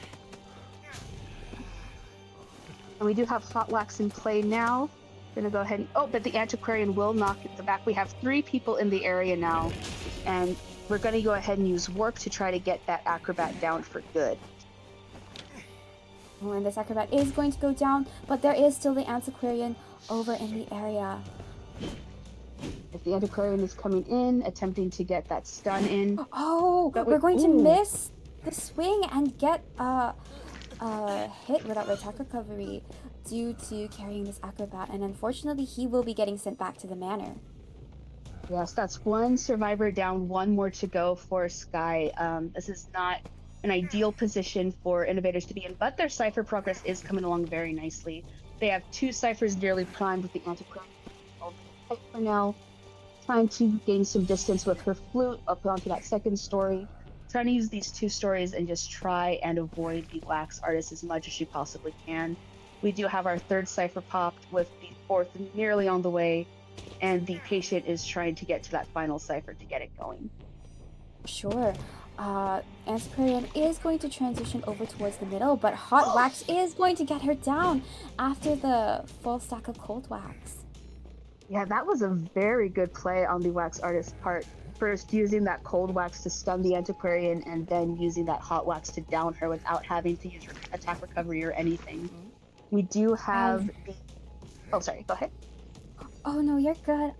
Really great call to chair the Antiquarian off her legacy cipher here. Now, unfortunately, we aren't going to be getting much progress on that, so Gravekeeper has opened up a new cipher nearby. Yeah, this is a very tricky situation for innovators right now. Gravekeeper is doing his best to decode, have about a fourth of the way on that final cipher, as the patient is in the area trying to give tinnitus, trying to prolong as much as he can, because remember, the Gravekeeper does have a decoding debuff in play, but we will not be able to body block. Oh, and the Wax Artist is going to go ahead and try to pressure that cipher best he can right now. Yeah, incredible pressure here. We're gonna go back with our warp still in play. Luckily, this patient was able to get Antiquarian just on the nick of time, but of course, we are having these ciphers in quite close proximity to one another, and this wax artist is not letting up. Oh yeah, he knows that he just needs to get that tie to guarantee the win for his team. He is going to be pressuring this chair to the absolute best of his ability, trying to disrupt Cypher Rush, trying to keep the patient from rescuing as much as he can. Looks like the Cypher is nearly at about 70% as we get the Antiquarian down. She's just going to have to try and survive until that Cypher pops. But she is going to use her flute. She has about a sliver of it left to get one more hit in. Oh, but we will be down in the Antiquarian right before the Cypher is ready. That is very unfortunate, and looks like this will be peace for Sky as that Cypher pops, as the Antiquarian will be going back to the manor, and they will be their second round. Yes, let's see how things play off till the end. We are going to be having Wax Artist change targets to the patient after eliminating our Antiquarian. Now, patient doesn't have any more hooks to work with. Yeah, it looks like it will be Rock hiding on the patient's path as the oh, but the Gravekeeper is not at the gate just yet. He is on his way, but the patient will be down before he can even get there. We have about 10 seconds left up on Warp. Remains to be seen if we will be seeing the Wax Artist make it in time. Looks like he has an idea of which gate Gravekeeper is at, and he's already on his way there. And likewise, Gravekeeper doesn't have any items to work with, so we're going to have to rock height over here. Yeah, and it looks like it will be the end, as we are able to down that Gravekeeper as he tries to avoid the hit. Very, very well done from these teams. GG's all around. Congratulations to both Sky and Innovators, but especially to Sky for clinching that victory and moving on through the round. This was a phenomenal matchup to watch. I'm extremely happy that I was able to see such amazing gameplay. Yeah, same here. It's definitely been an honor, and I hope everyone has enjoyed these matchups so far just as much as we have. It's always a pleasure to be able to watch and, of course, to commentate as well. And really, I commend every participant here, and I really appreciate everyone who's coming to tune in as well. Oh yeah, absolutely.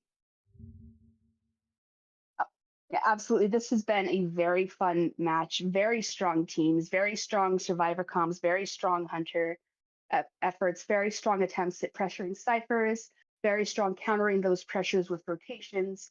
Overall, just a very enjoyable tournament to watch.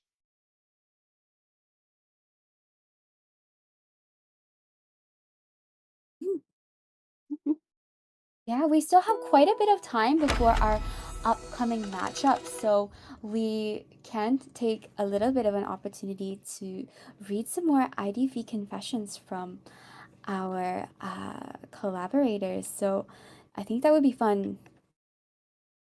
Oh yeah, for sure. I would love to be able to read some of these.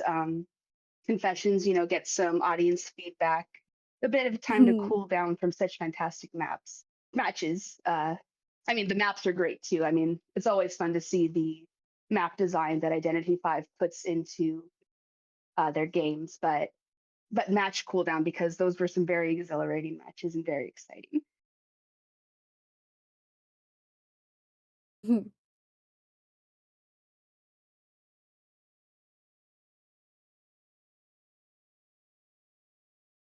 All But right, yeah, and very well for done to Sky joining Crimson Curses and Ravens moving on to the next round starting next week.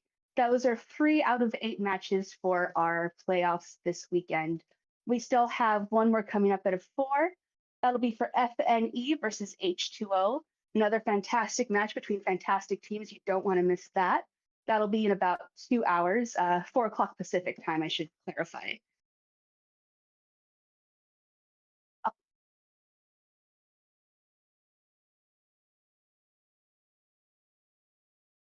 All right. all right, we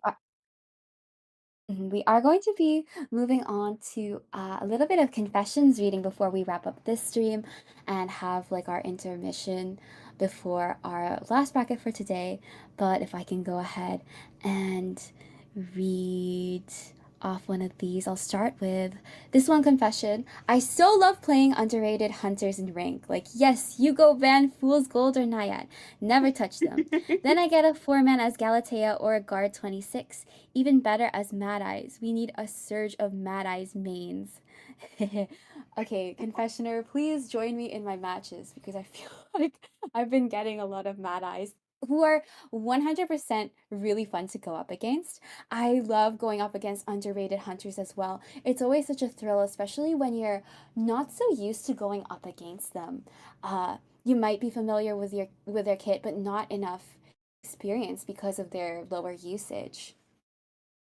Oh yeah, there are so many hunters that we unfortunately don't get to see in tournament because they're unfortunately not really turning meta, but they are fantastic to see in action, fantastic to play as, to play against. And I know I'm a Nightmare main. I still have to test out his new buff, but I do love playing Ooh. Nightmare very much. I love Nightmare. I used to play Soul Weaver a lot. She comes up every once in a while, but and especially with the new skins coming out, I really hope that means we get to see some more violinists played because he has a really fun kit, and it's usually very rare you see him nowadays. But I would love to see more violinists. Absolutely, same here. It's always fun to go up against the violinist as well. I really like to go up against Axe Boys as well. Though I do find that uh more people have been playing him as of late. I do believe he got a bit of an adjustment, if not a buff, as well. So that's something to appreciate.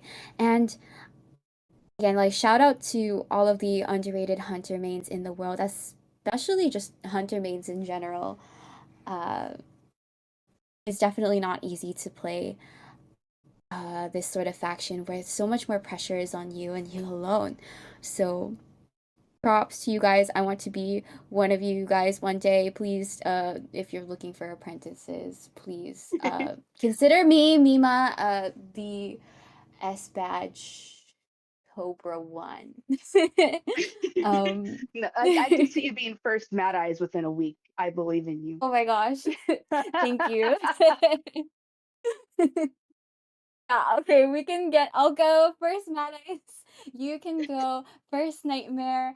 Um yeah, no, I'm so sorry. I And couldn't. then we'll go to duos and be completely overrun by Smurfs. Yes, fear us. You fear Mima and Juliet. You will uh Uh, maybe in let like me go. seasons for me. Let me go ahead and read another one of these confessions here. Um, if you can't kite your own hunter main as serve, consider yourself an up. Like, what do you mean you're a B badge Hellember and do a 10-second kite against him? As priestess, no less.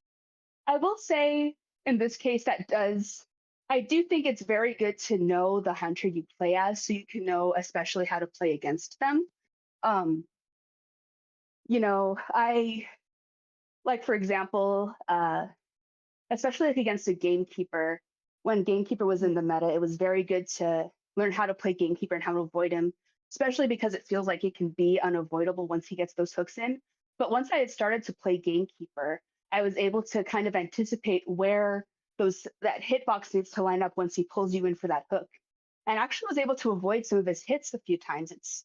It really just comes down to learning the timing and what goes into a hunter's hitbox. Once you're able to master a hunter, you should also be able to master kiting against them as well. Absolutely. Yeah. I'm happy to hear that too.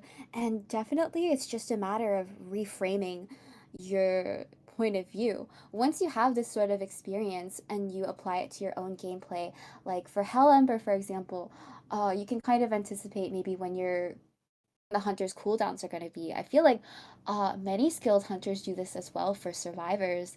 They might be counting down, not it's not required, but of course, it definitely comes in handy when you know of not just the capabilities of the hunter, their capabilities definitely go beyond like what's listed in their pages of our notebook.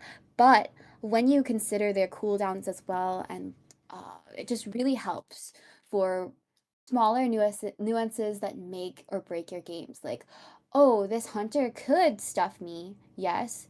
But also, I know that when they're in this animation, for example, like when when Feaster is putting down those tentacles, like you could definitely squeeze in a rescue there. When Oh Fool's yeah. Gold shoots out that pickaxe, there is like a small cooldown, but the strength of having that small cooldown is that you can count it. Just count those 6 seconds, guys. Yeah, it I will say too, as a bit of a counter argument to this confession, Mhm. where it comes into knowing how to kite your own hunter, it's also at the same time good to know the survivor you're playing as and how to utilize them to counter that hunter as well. Like you should know which survivors counter your hunter of choice.